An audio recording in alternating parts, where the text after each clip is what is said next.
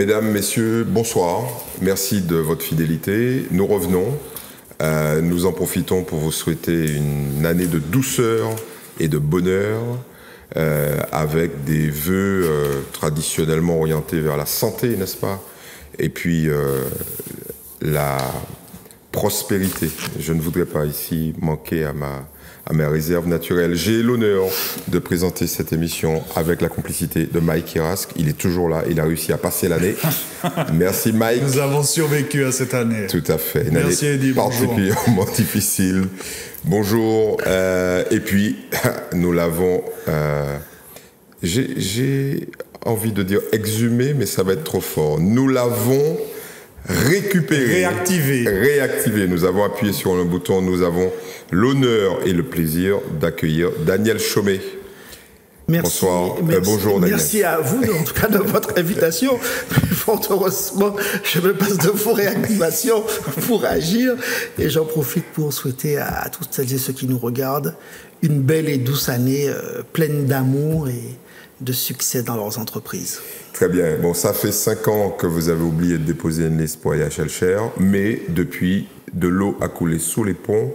Et pour nous raconter votre actualité, réagir à l'actualité locale, nationale, internationale, et puis également recueillir vos opinions sur les préoccupations des Martiniquais, je passe tout de suite la parole à Mike Irask. Alors effectivement, de l'eau a coulé sous les ponts depuis cet épisode douloureux de 2014 et l'invalidation de votre liste municipale de Cher. Et dans ces flots tumultueux, vous avez créé, avec d'autres, notamment Fred Lordino, il y a de cela 1 an et demi, je crois, un nouveau mouvement politique, un collectif, je crois, je ne sais pas s'il faut l'appeler parti, vous allez nous le dire, qui s'appelle Convergence Progressiste Martinique.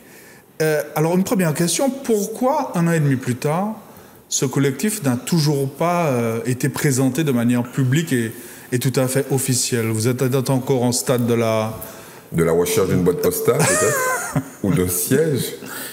Plus sérieusement, enfin, je vois que vous avez coordonné l'idée de présenter, en tout cas, mon action politique. Au travers de l'épisode de 2014, j'espère que je pourrai en parler, puisque vous la mettez sur le tapis. Et en fait, bon, enfin, j'ai un passif politique qui est bien antérieur à cela, même si cela ne se voit pas sur les rides que je dissimule bien gentiment, puisque j'ai pu fêter le mois dernier le passage à la cinquantaine. Donc, c'est formidable. Ça ne se voit pas, effectivement. J'ai atteint, on va dire, pour certains me disent, l'âge de raison, de la sagesse. La raison, je pense que je n'en manque pas. Oui, bon, mon activité politique, je pense qu'elle a été quand même perçue dès 2008, puisque vous parlez des municipales. En 2008, nous avons été avec Shell Dynamique et Solidaire, une liste qui a fait son bonhomme de chemin, puisque nous nous retrouvions au 2e tour, avec près de 12% des voix. Ce qui a permis l'accession au pouvoir de M. Nous avions à l'époque appelé à voter pour le maire actuel, parce que j'avais fait le choix du pari de l'alternance, à Shell, puisque depuis 50 ans, c'était une liste de droite qui généralement était aux affaires. Et à l'heure actuelle, si le maire est élu, je pense que c'est grâce à nous, puisque Alfred Almond avait loupé l'élection à la majorité absolue au premier tour, à peine à 150 voix. Donc il y a quand même des faits d'armes antérieurs à cet épisode-là. Et puis 2010, l'élection à la région, et puis je crois que bon, si on fait le point sur ce que j'ai pu faire, on a agi au PNRM, dans la chose de l'énergie. Donc c'est un peu particulier votre introduction sur la caractérisation de ce que je suis ou de ce que j'aurais fait, au travers de ce qui parfois fait la vie d'un homme politique. Il y a des succès et puis il y a des échecs qui vous rendent plus fort, et je pense qu'on aura l'occasion ce soir d'aborder ce point-là parmi d'autres. Vous aurez noté qu'après l'introduction, il y a eu une question à laquelle vous n'avez pas répondu. Non, mais comme vous avez introduit à la fois votre propos par celui-là et Mike par le sien, j'ai du mal à imaginer que c'est tient groupé et le fait du hasard. Je me permets d'alourdir la barque très, très, très légèrement, hein, puisque vous avez jugé bon, et c'est votre droit le plus absolu de porter ce commentaire. Alors, je reprends ma question. Pourquoi 1 an et demi plus tard, ce mouvement Convergence Progressiste Martinique n'a toujours pas été présenté de manière publique et officielle? Très bien. Et est-ce que, comme l'a laissé entendre quel lapsus, Fred Lordino, dans une interview récente à à votre serviteur. Est-ce que vous attendez... Antillard, merci. Est-ce que vous attendez que M. Nilor, qui est censé présenter un mouvement, je crois, tout début février... Le 3 février officiellement. Que M. Nilor se positionne afin de vous positionner et de présenter, donc on dirait, enfin, ce mouvement ou ce collectif, ce parti. D'ailleurs, quel terme il faut employer?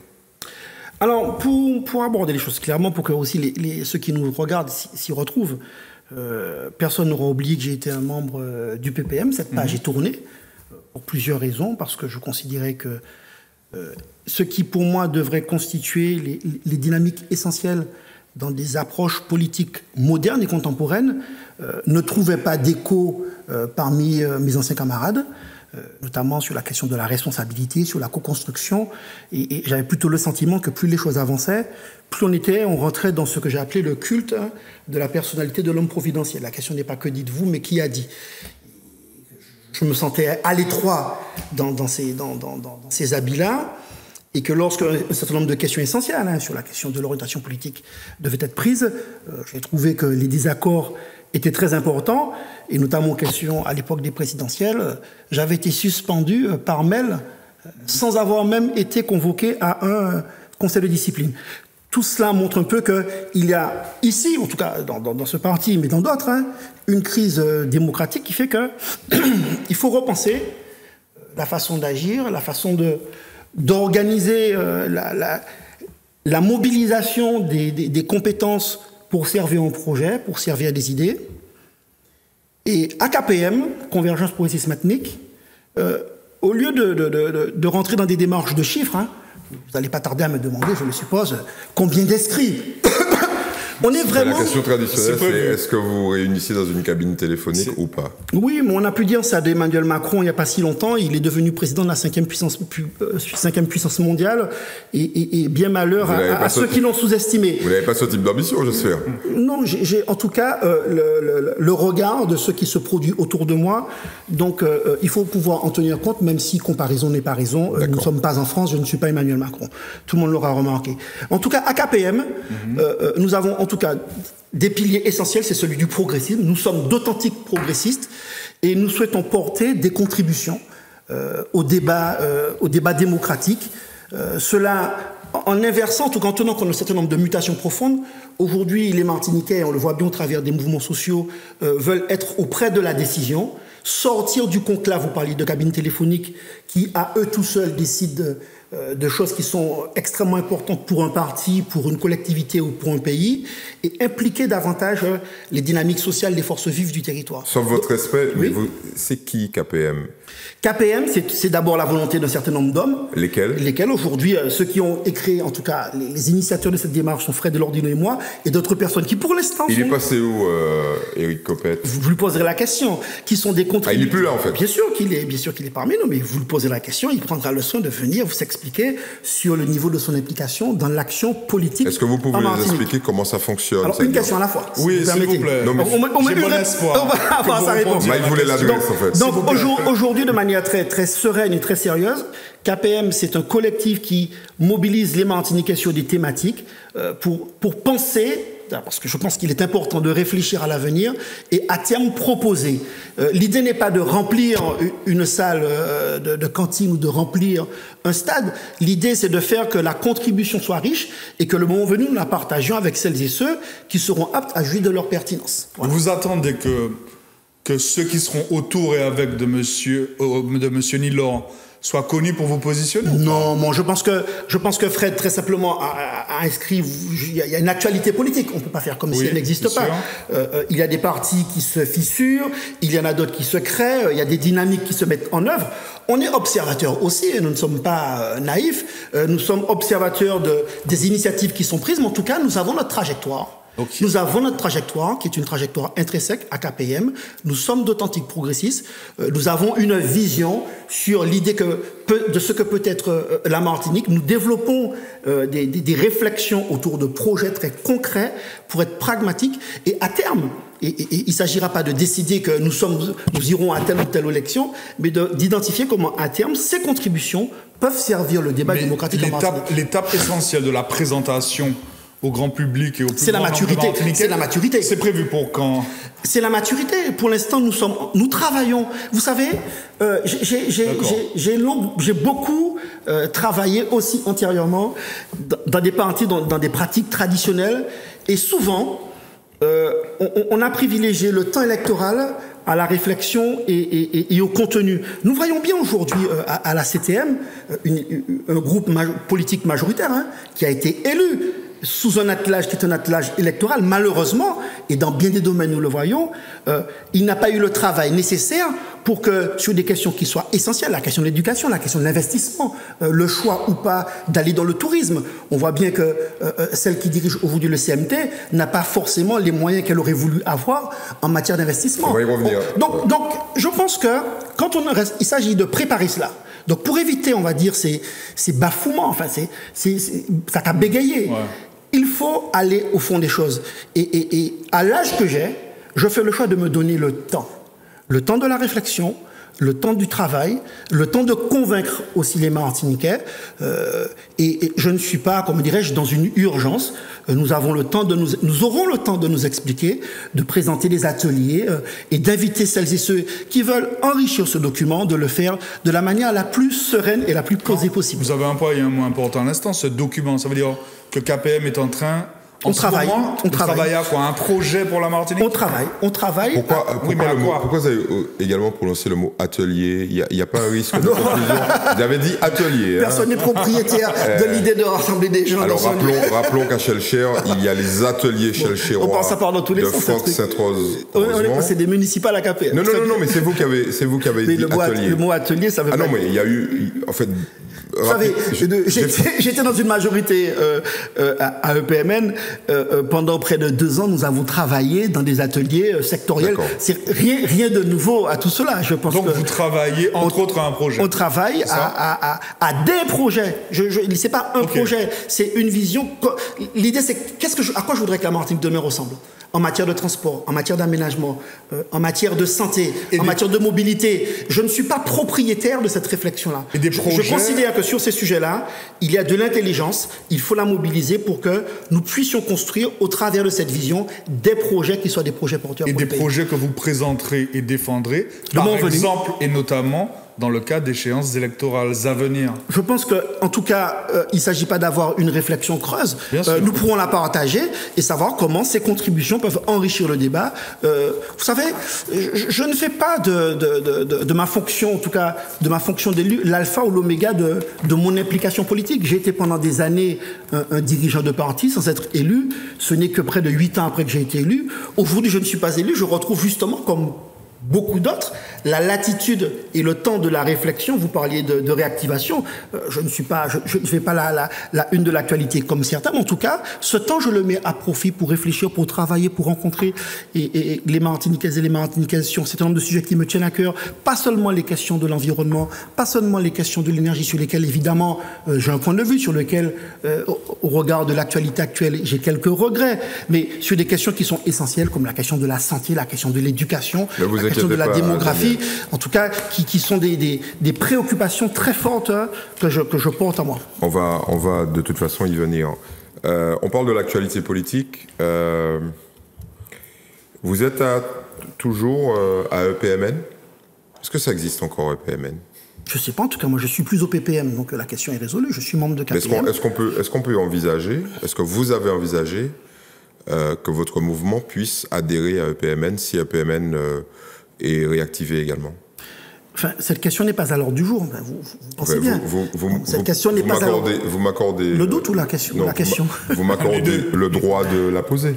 Oui, tout à fait, tout à fait. Ouais. Vous avez le droit de poser les questions que vous souhaitez. Encore une fois, vous connaissez la réponse. Moi, je fais. Non, mais quand vous dites que la question n'est pas. Mais la question n'est pas à l'ordre du jour, Monsieur Marajo. Je ne sais pas comment vous. Peut-être que vous aurez du mal à me croire. Hein.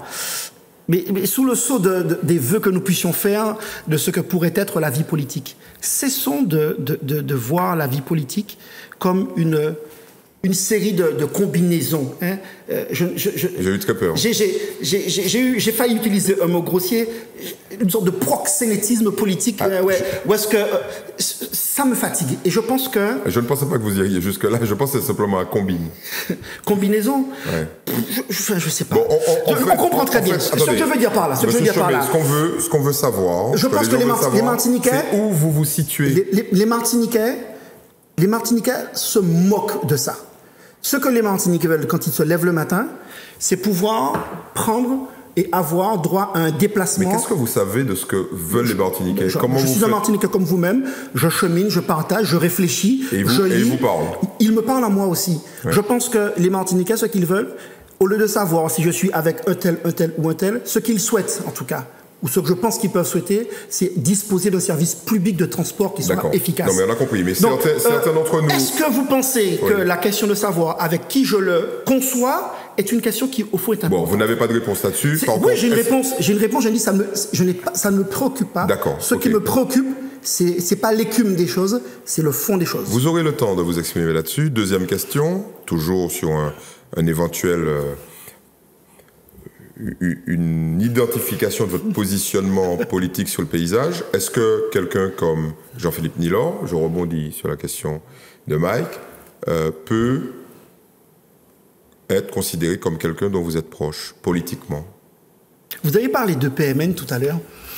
C'est fini, PMN. Non, vous avez parlé de PMN tout à l'heure. Oui. À EPMN, j'ai été membre aussi par le fait de mon appartenance au PPM. Je me suis retrouvé en tant que PPM à côté de socialistes qui sont des adversaires de l'autonomie. Je me suis retrouvé à côté de Osons Oser, qu'on peut, sans caricature, est un mouvement très responsable, mais qu'on peut classer à droite.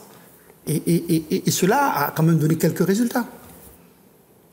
Mon impression, avec vraiment beaucoup de détachement, c'est que la vie des 20, ou sinon peut-être des 30 dernières années en Martinique, a trop été surdéterminée par la qualité des relations qu'ont les dirigeants des partis traditionnels. Pour faire court, il est impossible, je dis il est impossible que les gens du MIM travaillent avec des gens du PPM pour la simple et bonne raison que leur président se déteste. Je ne suis pas là pour dire qui a raison, qui a tort, qui a commencé. C'est une histoire qui est ancienne.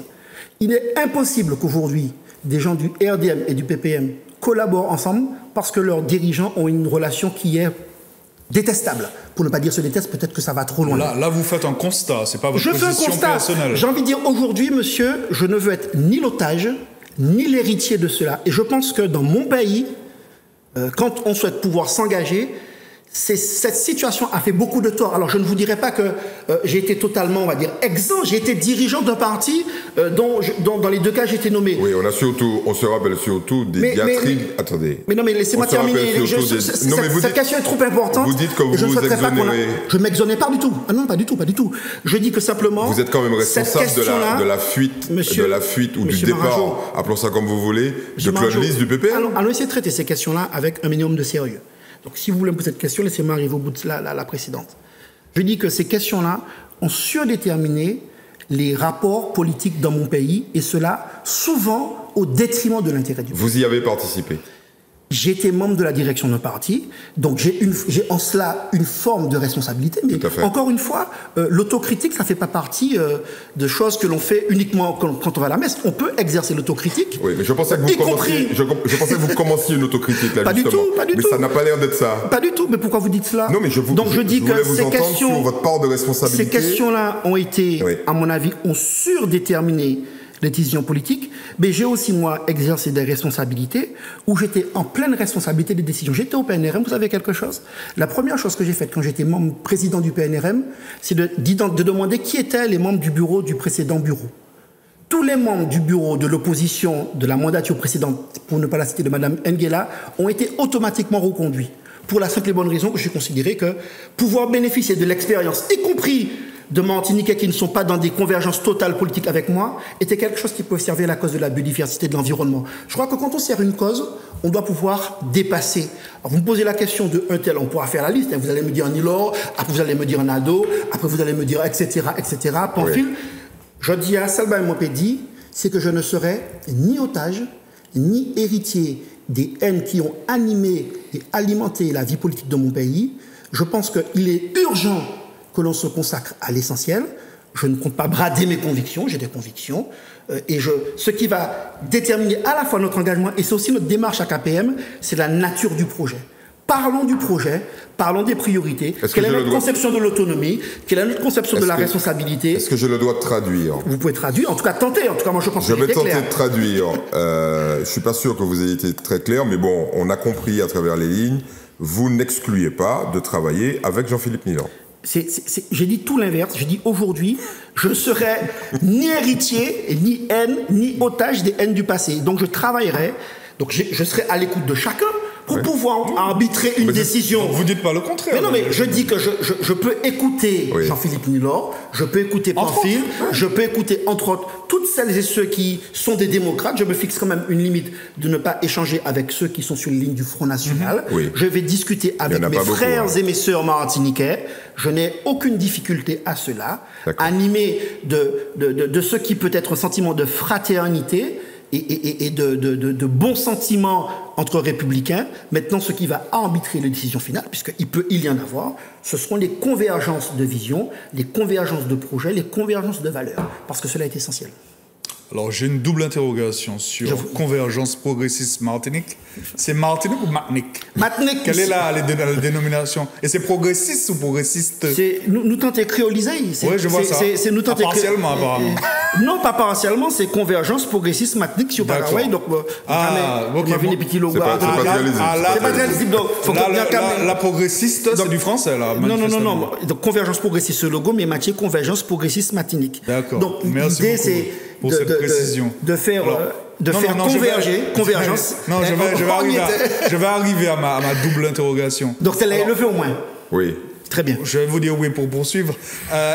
Alors, pourquoi le choix du mot progressiste dans la dénomination de ce collectif? Très important. Est-ce que c'est de la nostalgie par rapport au PPM? Deuxième question, qu'est-ce qui différencie en termes d'idéologie ou de caractéristiques Convergence Progressiste Martinique au PPM précisément? Et peut-être qu'est-ce qui unit KPM au PPM? Si points de convergence il y a. La dernière partie de la question, à mon avis, est une provocation. Mais... ne le distrayez pas, Eddie, ne le distrayez pas. Restez concentré, M. Chaud. Je resterai en tout cas sérieux. Allons-y. Je resterai sérieux puisqu'il s'agit de choses importantes. Pourquoi le choix de ce mot progressiste? Vous savez, pendant que vous posiez votre question, j'étais en train de réfléchir à une définition du progressisme. Et le souvenir que j'en ai, en tout cas, c'est que par progressiste, on entend ceux et celles qui sont en mesure de transformer la société pour la rendre plus vivable et plus sociable et plus efficace. Donc c'est à la fois l'idée qu'il faut aller vers la performance sociale, de la solidarité, de l'humanité, ce qui n'a pas toujours été, en tout cas dans l'histoire du monde, en tout cas dans l'histoire de ce pays, quelque chose de naturel et de simple. Pour certains, ça a été des conquêtes, des combats, et que ce qui peut paraître comme une évidence aujourd'hui ne l'a pas toujours été. Mais il faut pouvoir sortir aussi des scories et des traces et des blessures de l'histoire, et savoir aussi aller vers la performance économique. On en parlera. Quels sont les défis auxquels la génération des Martiniquais à laquelle j'appartiens doit se confronter pour être des acteurs qui comptent déjà dans notre territoire, avoir la reconnaissance de nos concitoyens par leur confiance, leur adhésion, leur consentement, mais aussi être des acteurs qui comptent dans notre géographie et dans le monde, devenir des producteurs de connaissances et de savoir-faire. Et en cela, je vois une idée de progrès. Ma vision du progrès, ce n'est pas simplement une adresse. Le progrès, ce n'est pas juste une définition. Le progrès, pour moi, c'est un perpétuel horizon. Alors peut-être que c'est un peu poétique tout ça. C'est l'idée que chacun, et c'est peut-être très fanon, chaque génération dans une relative opacité doit découvrir sa mission, l'accomplir ou la trahir.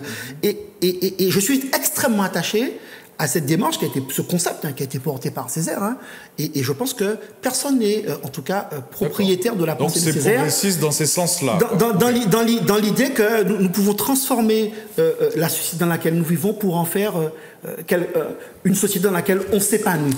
Voilà. Et les points de convergence, c'est le cas de le dire, et d'opposition avec le PPM, La par exemple. convergence, c'est sortir du sectarisme. La convergence, c'est accepter que dans ce projet commun, dans cette concorde et cette démarche commune, on puisse accepter que les uns et les autres, nous n'ayons pas les mêmes histoires, nous n'ayons pas les mêmes points de départ, mais que nous puissions pour un temps, ça peut être le temps d'une mandature, au-delà de la variété de ce que sont nos opinions politiques, nous puissions viser des objectifs communs. Donc voilà, converger, c'est ça. Nous qu'à partir de côtés différents, mais nous qu'à viser même objectif là. Il faut que nous payions un monde Martinique convenablement. Il faut que nous ayons une transition énergétique pour faire. On nous réussit. Nous avons un problème de transport, on nous fait. Nous avons l'université, il a déchiré quoi. C'est catastrophique. Et moi qui suis un homme de l'éducation et qui prône que mon pays devienne, on va dire, se tourne vers l'économie de la connaissance, le préalable à tout ça, c'est d'avoir des lieux de connaissance qui fonctionnent. Voilà. Et qu'est-ce qui différencie KPM du PPM, ou peut-être du fonctionnement du PPM, je ne sais pas. En tout cas, je n'ai pas envie de parler de ce que j'ai quitté. Si je les ai quittés, encore une fois, je dis c'est parce que j'y étais à l'étroit, à Convergence progressiste. Nous considérons que plutôt que d'être dans la verticalité de la décision, on s'inscrit dans l'horizontalité. Ça peut paraître une tarte à la crème, mais c'est extrêmement important. Et nous le voyons aujourd'hui au travers de ce que sont les différentes aspirations. Pas de leader. Il n'y a pas de leader ni charismatique, ni christique, ni... Vous savez, ce qui a beaucoup tué la démocratie dans les partis classiques, c'est le fait qu'il y a des personnalités extrêmement importantes. Hein. Ce qui a fait la force du PPM, au-delà du génie de Césaire, c'est qu'il y avait Darcia, il y avait Aliker, il y avait Renaud de Grand-Maison, il y avait De Lépine, il y avait Crouzol, il y avait une pléthore de types. Mais Pierre Seboucta pas des godillots. C'était pas des suiveurs. Ils avaient leur personnalité, ils avaient la loyauté, mais ils n'étaient pas dociles. L'impression que j'ai aujourd'hui dans les partis de Racine Noël, c'est qu'on a confondu loyauté et docilité. Je serai toujours loyal à une conception de la vie politique, je ne serai jamais docile. Oui, c'est clair que votre absence de docilité vous a coûté... La liberté. Oui, bon, très bien. En tout cas, vous a apporté la liberté. Vous a apporté la liberté. Mais vous a coûté l'appartenance à un parti capable d'exercer le pouvoir. Alors, vous savez, des fois, M. Marajo, dans la vie... Mais j'ai pas encore posé ma question. Non, mais c'est très bien que cette observation que je partage. Vous savez, j'ai été pendant 15 ans là. Vous ne m'avez jamais entendu dire des choses gratuitement. Je peux dire les choses fermement. Quand je dis que je suis loyal et pas docile, je pense que certains me comprennent. Quand je parle du culte de la personnalité providentielle, tout le monde comprend de quoi je parle. Non, ça a des conséquences. On va être un peu plus clair. Mais ça a des conséquences. Mais je vous avoue très clairement que je me retrouve dans un espace qui permet à chacun, vous savez, de se régénérer et d'appréhender l'avenir avec énergie et beaucoup de lucidité. C'est clair. Comme vous êtes dans un parti qui est réduit à sa plus simple expression en termes de militants, c'est vous qui l'avez dit, puisque vous ne voulez pas parler du... On parle de contributeurs. Combien de troupes? Non, mais vous avez des contributeurs, probablement, mais il y a un moment où il va falloir parler, et on va en parler tout de suite, de l'avenir politique, des rendez-vous politiques de la Martinique, puisque c'est comme ça qu'on exerce le pouvoir, enfin jusqu'à preuve du contraire, à travers la démocratie représentative. Il y a 2 élections majeures à venir. Il y a une élection municipale. Alors, on fait l'impasse sur les Européennes, si vous voulez bien. On peut faire l'impasse. Voilà, on peut faire l'impasse à 23% de taux de participation. On peut peut-être faire l'impasse. Les municipales... On y reviendra. Ce qui est une erreur, parce que bon, on peut pas laisser penser que la question des Européennes est une question qui ne concerne pas la Martinique. Non, c'est nous pas ce que je sommes voulais trop dire. battus pour qu'on reconnaisse notre spécificité en tant que région ultra-périphérique et pouvoir disposer de moyens dédiés. Bon, vous allez me dire que ce ne sont que 700 millions d'euros. Mais c'est tout de même cela, de fonds européens qui viennent abonder les finances publiques des collectivités martiniquaises. C'est pas ce que je voulais dire. Je voulais dire les élections auxquelles vous pourriez participer directement avec votre mouvement. Donc les municipales, et puis derrière, évidemment, les élections à la CTM. Sauf si Emmanuel Macron, voulant faire des économies, fait en sorte que les 2 élections aient lieu en même temps, en mars 2021. Alors, théoriquement, c'est mars 2020, et je sens que Mike Iras a envie de vous poser une question sur cette thématique des élections municipales. Alors, depuis, vous l'avez évoqué, enfin, on a été les premiers à l'évoquer, les municipales de 2014, à Chelcher. Avec un raccourci. Alors, vous aviez presque oublié 2008. Oui, mais bon. Enfin, oui, c'est un vous collectif, alors. Mais avant, récemment, il y a quelques mois, vous avez donné une interview au quotidien local, et vous avez évoqué ces municipales de 2014, Et vous avez eu un propos qui m'a à la fois interpellé et m'a laissé sur ma faim. Vous disiez dans cette interview de Mémoire et en substance qu'en 2014, vous avez été victime d'un règlement de compte. Qu'est-ce que vous voulez dire par là, dans les grandes lignes, s'il vous plaît? On rappelle à ceux qui ont loupé un épisode que vous deviez vous présenter aux élections municipales de Shellshare et que votre liste a été invalidée. D'accord. Suite au dépôt. Voilà, ce qui a eu pour conséquence votre non-participation à l'élection. Une élection qui était disputée. Et que vous aviez pointé dans la foulée des éléments qui vous surprenaient, on va dire ça comme ça, quant au traitement fait par les services concernés de la dite liste. Et je vous laisse suivre. En termes à peu près clairs, c'est ce qu'on appelle une thèse complotiste. Ah là là. Vous savez, ça a été... Je vais être franc. Je vais dire les choses comme je le pense. Vous savez qu'il y a beaucoup de gens qui nous regardent. Oui, c'est très bien. Le titre de cette émission le réclame. C'est politiquement incorrect. Voilà. Donc, soyez franc. Je serai donc incorrect. Voilà. Vous avez habitué. Très sérieusement. Vous savez, en 2014, d'abord établir une partie de vérité parce que on voit la puissance de ce que les médias véhiculent, construit l'opinion et parfois les imaginaires. C'est pas de notre faute en fait. C'est pas de votre faute, c'est votre rôle. Non. J'allais dire, c'est pas de notre faute si vous aviez décidé de mettre une liste en fait. C'est pas de ça dont je parlais. On a cru que vous vouliez. C'est pas de ça dont je parlais. Premièrement, l'histoire de ma candidature. Je rappelle qu'en 2014, je suis membre d'une majorité, en tout cas à la région, PMN, et après le succès de 2008, il faut dire, nous poursuivons notre activité sur la commune de Shellshare, qui est quand même la 4e commune de la Martinique en termes de population. Un peu plus de 20 000 habitants. Un peu plus de 20 000 habitants, membre de la CACEM, une commune qui compte et qui pèse dans la circonscription nord, puisque c'est la commune qui a le plus d'électeurs. On parle souvent de Sainte-Marie, mais il y a plus d'électeurs à Shellshare qu'à Sainte-Marie. Peut-être que les Samaritains sont plus assidus, donc ont plus d'impact sur l'arbitrage final. En tout cas, c'est une commune politiquement qui est stratégique. Quand je prends la décision d'aller aux élections en 2014, cela est le résultat, c'est bien, je suis dans ce parti, d'accords préexistants. En 2010, je me retrouve dans une majorité dans laquelle le maire actuel de la commune de Shellshare figure. L'engagement qui est pris par mon parti à cette époque, je me revois dans le bureau de l'actuel président du PPM, qui est assis dans le siège de Césaire. Je me revois à côté de l'actuel maire de Fort-de-France, qui est à côté de son président, et à côté du président de Balisier de l'époque, Georges Harpon. L'engagement qui avait été pris... Balisier de Shellshare. Balisier de Shellshare, c'est que, très bien, il y aurait un accord de gestion pour la région, mais ça n'entacherait pas notre engagement pour les municipales. Et là, on est en 2010, c'est ça? On est en 2010, très bien. Nous avons travaillé, collaboré à la région. Il n'y avait pas de pacte politique entre les appareils, pour les citer clairement, entre PPM et Shellshare, sur l'avenir de ce que pourrait être une coalition ou pas. 2014 arrive, 2013 arrive, je me prépare comme convenu, puisque cette promesse m'a été tenue par des gens dont je considère qu'ils ont une parole. Et puis, je pense qu'en politique, même si on peut penser et vouloir quelque chose à un moment donné, on peut revenir sur sa parole. Il y a des instances de décision. Ça arrive tous les jours. Ça peut arriver tous les jours, qu'on puisse ajuster ou revoir une décision politique. Il ne s'agit pas de considérer que ça a été dit une fois. Voilà. Bon. J'ai quand même cette maturité pour comprendre et m'adapter à cela. 2013, qu'est-ce qui se passe? 2013, je me retrouve en Guadeloupe et je lis le France-Antilles.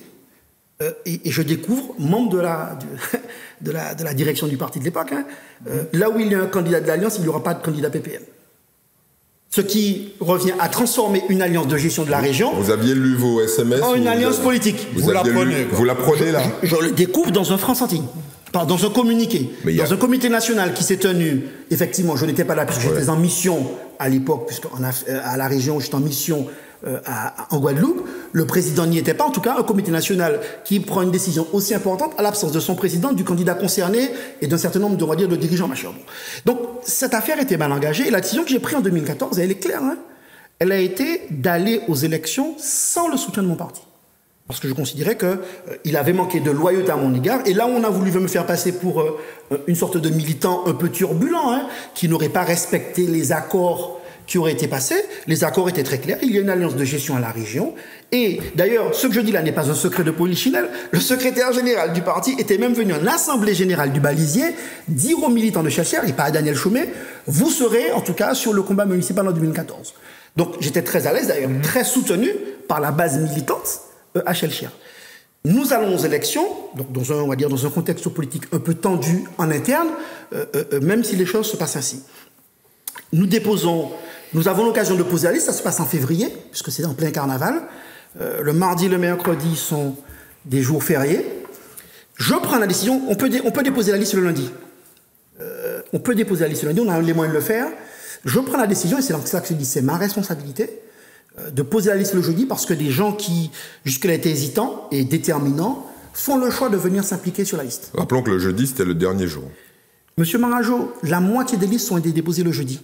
Alors, oui, c'était donc le dernier jour. Beaucoup ont voulu faire passer Daniel Chaumet pour le gars qui avait presque oublié qu'il fallait déposer sa liste tellement il était au carnaval. Enfin, bon, soyons sérieux. Le lundi était ouvert, le mardi et le mercredi, la préfecture en main. Le jeudi, la moitié des listes ont été déposées. D'ailleurs, moi, je suis arrivé le 1er à 8h, le jeudi matin, et j'ai eu la courtoisie de laisser passer Madame Marie-Thérèse Casimirius, qui a été la première personne à déposer sa liste le jeudi. Ensuite, le second, c'était nous. Je crois que la liste de Fort-de-France a été déposée à 14h. Donc en matière de ponctualité, il y en avait derrière nous, le maire du Robert, etc. Vous aviez déposé la vôtre vers 9h30, on a voulu nous faire passer une sorte de procès en incompétence, bon voilà, ce qui n'est pas très sérieux et qui n'a pas été très équitable. Vous l'aviez déposé vers 9h30, c'est ça? Nous sommes arrivés à 8h, la liste déposée à 8h30. D'accord. 8h30, 11h, on nous appelle pour nous dire qu'il y a un petit problème sur l'orthographe d'un nom qui est mal visible, etc. Donc nous allons reprendre un récépissé et nous redéposons la liste. Qu'est-ce qui se passe? On m'appelle à -5 pour me dire qu'il y a un problème sur une personne. Quand j'arrive devant les portes de la préfecture, j'aurai tout fermé et voilà comment la liste est invalidée. Le lendemain, qu'est-ce qu'on entend sur la radio? Qu'on a mis quelqu'un sur la liste, quelqu'un qui ne devait pas y être. C'est totalement faux. Sur une liste, il y a deux types d'individus qui peuvent figurer. Les électeurs de la commune, mais aussi ceux qui payent en tout cas une redevance parce qu'ils ont un foyer fiscal.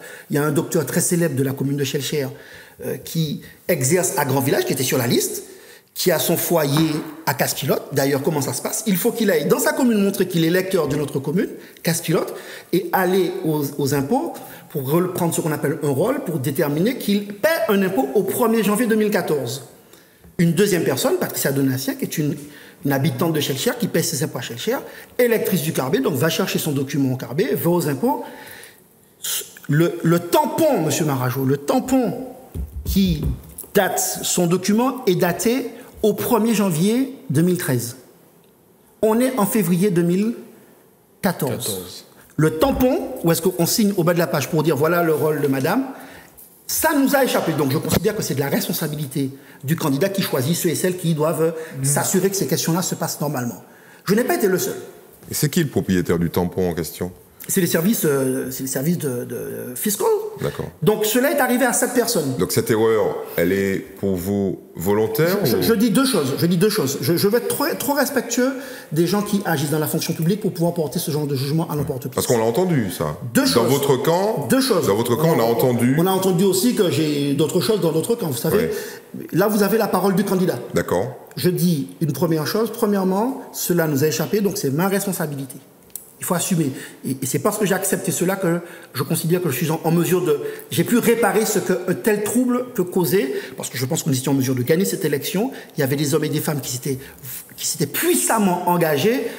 Quand j'entends des adversaires bien souvent imaginer qu'il s'agirait d'un traquenard, enfin bon... Mais vous en pensez quoi? Parce que vous avez dit... je dis une chose. Vous avez dit c'est suspect. C'est arrivé à 7 personnes. Oui. Vous savez, les procédures de contrôle des listes sont des procédures qui sont standardisées. Quand on identifie notamment ce qu'on appelle des candidats itinérants, c'est-à-dire qui habitent dans d'autres communes et qui ont un foyer fiscal, on analyse. Sur les 7, les 6 ont été appelés dans l'après-midi. Le seul qui n'a pas été appelé, c'est Daniel Chaumet. Donc, j'ai contesté. Attendez, soyons clairs. Il y avait des problématiques sur d'autres... Attendez, parce qu'il faut que les gens comprennent. Vous êtes en train de nous dire que des problématiques similaires ont été identifiées sur d'autres listes. Sur 7 listes au total. Voilà. Ces listes, sur cette liste, 6 ont toutes été appelés. Ont été appelés et on a oublié de vous appeler en fait. Je suis le seul qu'on n'a pas appelé, que vous voulez que je vous dise. Je suis le seul qui n'a pas été appelé, qui a été appelé à 17h48, pour exactement. Le temps de mettre des sandales, de prendre ma voiture, d'arriver à la préfecture, en short, la barrière était fermée. Donc cela peut paraître, sur le coup, avec le recul, c'est dramatique. Ce que je dis, c'est que ces gens ont été appelés, ils ont pu se rendre au service fiscal, non sans difficulté, parce qu'aller récupérer un document fiscal de quelqu'un quand vous êtes uniquement son responsable de campagne, et je crois qu'il avait même fallu un coup de fil du préfet de l'époque pour permettre aux payeurs de fournir le rôle soit au mandataire financier, soit au directeur de campagne. Je suis le seul de ces 7 qui n'a pas été appelé. Certains vous diront, si j'avais posé la liste 3 jours avant, cela ne serait pas arrivé. Tout ce que je dis, c'est que cet épisode est un épisode qui a été dramatique. D'abord pour Shellshare, parce qu'il n'a pas permis à la démocratie, finalement, au Shelchirois, de choisir, on va dire, le candidat. Je pense que nous avions de vrais atouts pour challenger l'équipe précédente. Mais on retient une vraie dynamique. Je retiens surtout que, en politique, tout ce qui ne vous tue pas vous rend plus fort. Donc parlons de 2000. Donc je souhaite clarifier cela parce que il a été trop dit de choses, y compris dans la presse. Je ne parlais pas de Galion qui a écrit des choses. Bon, voilà, il est aujourd'hui pas là pour se défendre. C'est quelqu'un que j'aime, que j'apprécie, et c'est dommage. Mais en tout cas, il a été trop dit de choses, d'approximation sur un épisode politique qui a eu des conséquences majeures, puisque il a permis, sans véritable opposition, au maire actuel de se retrouver dans un confort. J'ai envie de dire, il y a eu autant de bulletins blancs que le deuxième actuel. Il y a eu près de 1000 bulletins blancs. La deuxième candidate a eu à peine 1000 voix. Donc c'est dire à quel point les Shelchirois, finalement, ne sont pas retrouvés dans ces élections. Donc finalement, vous pensez avoir été victime de volonté, peut-être au pluriel, de vous éliminer de cette élection ou pas? Et je laisse d'y poursuivre dans la foulée. J'ai envie de dire, aujourd'hui, ça a peu d'importance. C'est pas une réponse, Daniel. Mais pourquoi vous laissez planer le doute? Voilà, c'est ça. Je ne voudrais pas. de faire une démonstration détaillée. Je fais une démonstration. Monsieur Chaumet, je vais encore faire du droit et on va arrêter peut-être sur ce sujet-là, puisque c'est pas ça forcément. Il ne s'agit pas non plus de faire de la politique avec un rétroviseur. Je dis simplement. Si c'est cette contradiction. Je dis simplement que j'ai pour partie purgé les moyens de droit qui me permettait de contester cette décision. Il y avait à l'époque en Guadeloupe un candidat qui avait fait une erreur qui était bien plus grave que celle-là, puisque dans sa liste, il n'avait pas respecté un principe constitutionnel qui était celui de la parité. Nous avions plaidé à l'époque la bonne foi, c'est-à-dire que Mme Patricia Donatien, au 1er janvier 2014, est redevable de son rôle. Donc, avait toute la latitude, et je le redis, était totalement en mesure d'être sur la liste. Le problème qui s'est posé, c'est que le document administratif qui nous est fourni en janvier 2014 est tamponné en janvier 2013. Ça nous a échappé, c'est d'abord notre faute. Cependant, il y avait d'autres recours, qui étaient le Conseil d'État. Vous pensez bien que je ne suis pas de nature à me laisser faire. Le Conseil d'État, j'ai vu des spécialistes, ce qui n'est pas aussi simple que ça, dans ce domaine qui est très, très pointu, qui est le droit constitutionnel.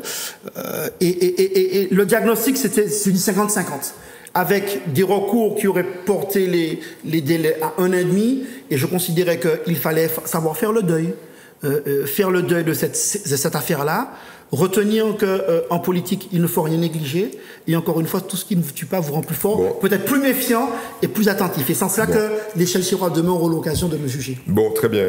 On espère que vous n'allez pas nous refaire le coup. L'erreur est humaine, la répétition est diabolique, ce n'est pas de moi. Voilà, mais y compris dans les candidatures. Est-ce qu'une candidature en 2020 est une hypothèse raisonnable? Où ça, à Shelchirois? Oui. Aujourd'hui, nous avons pris la décision, en tout cas à Shelchirois Dynamique et Solidaire, qui est le groupe autour duquel nous travaillons depuis 2008, d'être présents à cette échéance pour plein de raisons. Si nous avons fait le pari de l'alternance en 2008, dès 2014, nous montrons un petit peu que nous n'étions pas forcément satisfaits par l'ambition et l'action menée par l'actuelle équipe. Vous savez, je ne suis pas de ceux qui disent « ouais, mais à bas, ça rien ». Non, enfin bon. Quand on est un peu sérieux, on sait aussi ce que sont les moyens municipaux, on sait la réalité et à quel point l'action municipale est compliquée. Mais vous savez, les modestes expériences que j'ai eues à mener en dehors de mes responsabilités électorales m'ont démontré que souvent le nerf de la guerre, ce n'est pas forcément l'argent. C'est aussi l'ambition que vous arrivez à impulser autour de vous pour créer des dynamiques puissantes.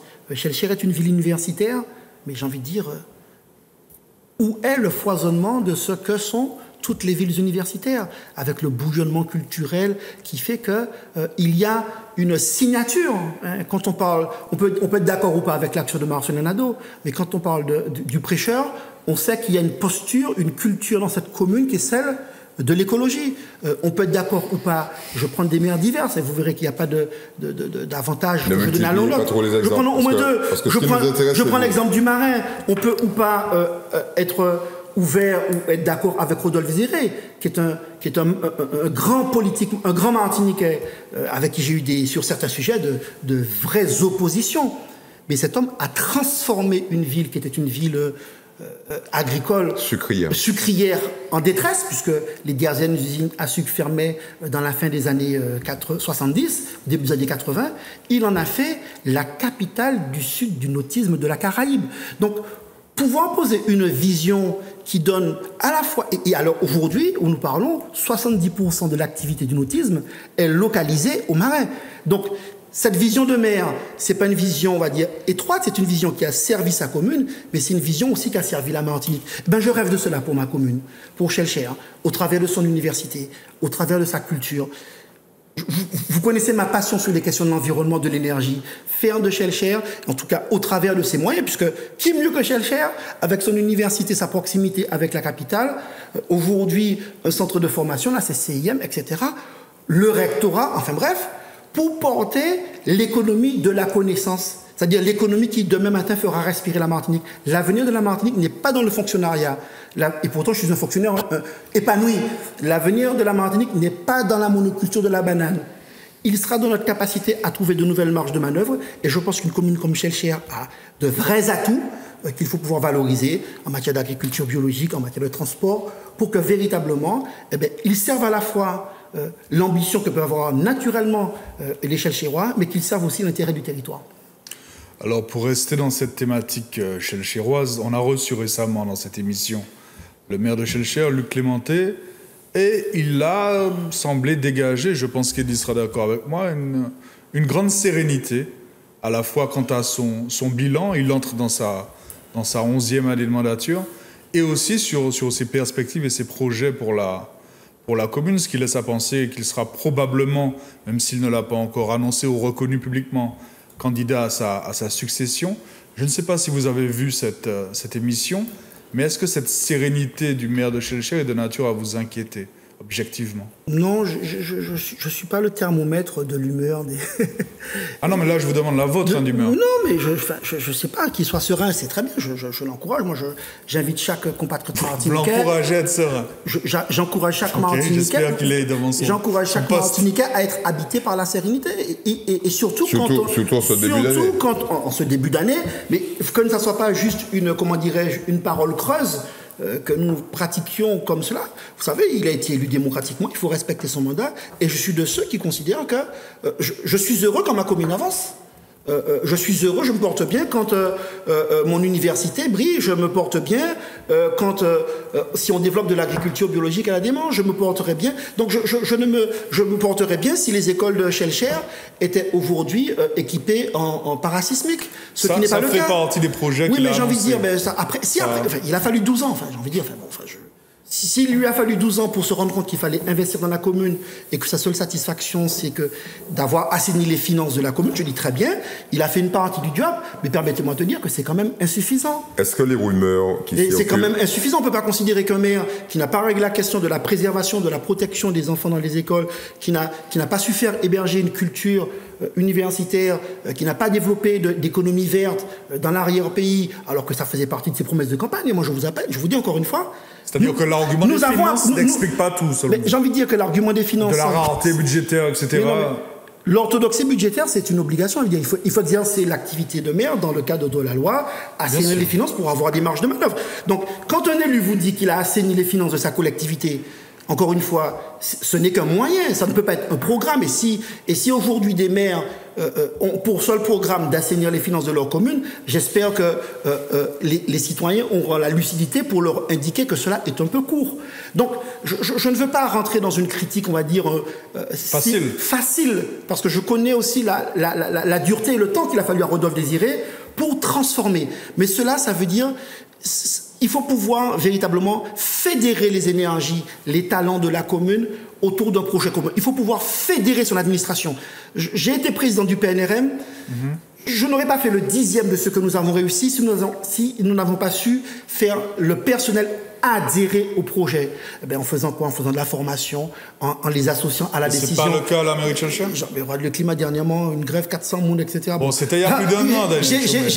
C'est vrai qu'il y a des grèves de partout. Mais en tout cas, le sentiment que j'ai, c'est qu'un des grands chantiers qui était celui de l'apaisement social dans les services, ce n'est pas simple parce que c'est souvent un héritage. Dans une commune, on pratique et beaucoup l'ont fait avant lui et le feront sans doute après lui. Le socialisme municipal, faire en sorte que au travers. Mais c'est la vie. C'est un nouveau concept. Le socialisme municipal. Oui, faut dire. C'était l'une des pratiques les plus répandues à Fort-de-France. Oui, mais peut-être que si Césaire n'a pas fait ça, mon pas qu'à manger, mon pas qu'à faire l'école, et que parmi eux, non, ça veut dire que. Donc vous ne condamnez pas ce qui s'est passé à Shellcher. Je ne peux pas condamner dans l'absolu à un moment donné, mais on ne peut pas 50 ans après, quand aujourd'hui les gens ont accès à la connaissance, accès à l'éducation, considérer que le curseur de popularité d'un maire, ça pourrait être sa capacité à donner des petits contrats. Non, mais le maire actuel de Shellcher a fait tout le contraire. Justement, il a fait tout le contraire. Il a arrêté cette politique. Nous verrons l'évolution des contrats dans l'année 2019. Je serai très attentif. Nous verrons. Vous savez, j'ai vu les choses se passer exactement en 2013. Ces jours-ci, on tapisse beaucoup les rues, hein, on passe voir les associations. Là où il y avait une équipe de chantier de proximité, il y a 5 équipes de chantier de proximité. Donc, la campagne a commencé. Donc vous l'avez dit. Mais j'ai envie de dire, c'est son rôle. Non, mais attendez, arrêtons de parler du maire de Shellcher 2 minutes. Parlons de vous. Maintenant, moi, ce que je dis par rapport à ça, c'est que mon rôle, c'est au-delà, on va dire, de commenter. Vous me demandez de commenter sa sérénité. Bon, très bien. J'espère que mon commentaire vous rend satisfait. Si la question des finances était une question importante, je considère qu'elle ne peut pas être l'alpha et l'oméga de ce que doit être la réussite d'un projet municipal. Aujourd'hui, je porte une véritable ambition avec une équipe et nous sommes vraiment dans une démarche de projet partagé. Est-ce que vous êtes toujours à gauche? Vous savez, je pense que les clivages aujourd'hui sont beaucoup plus complexes que ça. Est-ce qu'un homme de gauche est un autonomiste? Il y en a qui le sont, d'autres qui ne le sont pas. Je pense que, est-ce qu'un homme qui est pour la transition énergétique est un homme de droite? Sarkozy est celui qui a lancé les Grenelles.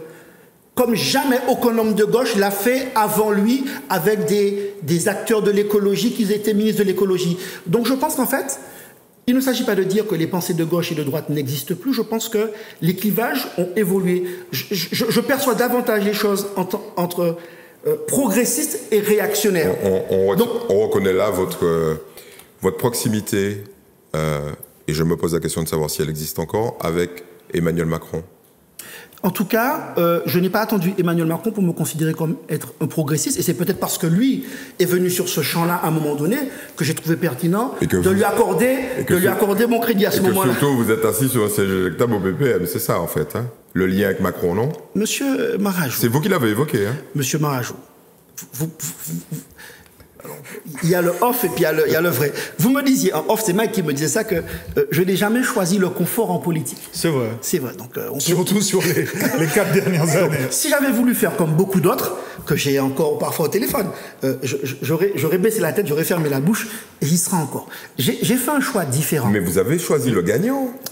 Monsieur Marajou, vous m'avez dit, c'est vous qui me parlez de siège éjectable. Non, mais la conséquence du choix du gagnant, c'est que vous avez été éjecté du PPM. C'est vous qui l'avez dit. J'ai reçu. Suspendu. J'ai fait le choix des convictions. J'ai fait le choix des convictions. Alors peut-être que d'autres feront d'autres choix. Je ne voudrais pas faire injure à leur choix, considérer que je suis le seul qui suis en conviction. En tout cas, je suis allé au bout de conviction. À un moment donné, puisque vous abordez la question du soutien à Emmanuel Macron présidentiel. Elle existe encore? Il existe encore, bien sûr, ce soutien? Aujourd'hui, si nous faisons l'élection présidentielle, qui sont les candidats qui sortent du panier? Emmanuel Macron, Mélenchon... Et les sondages donnent Emmanuel Macron gagnant. Et Marine Le Pen. Ouais. Je considère que dans cette triptyque-là, il n'y a aucun doute à avoir. Face au populisme, vous parlez tout à l'heure, est-ce qu'il existe de la droite ou de la gauche? Vous vous rendez compte qu'aujourd'hui en France, Marine Le Pen fait des appels du pied aux mélenchonistes?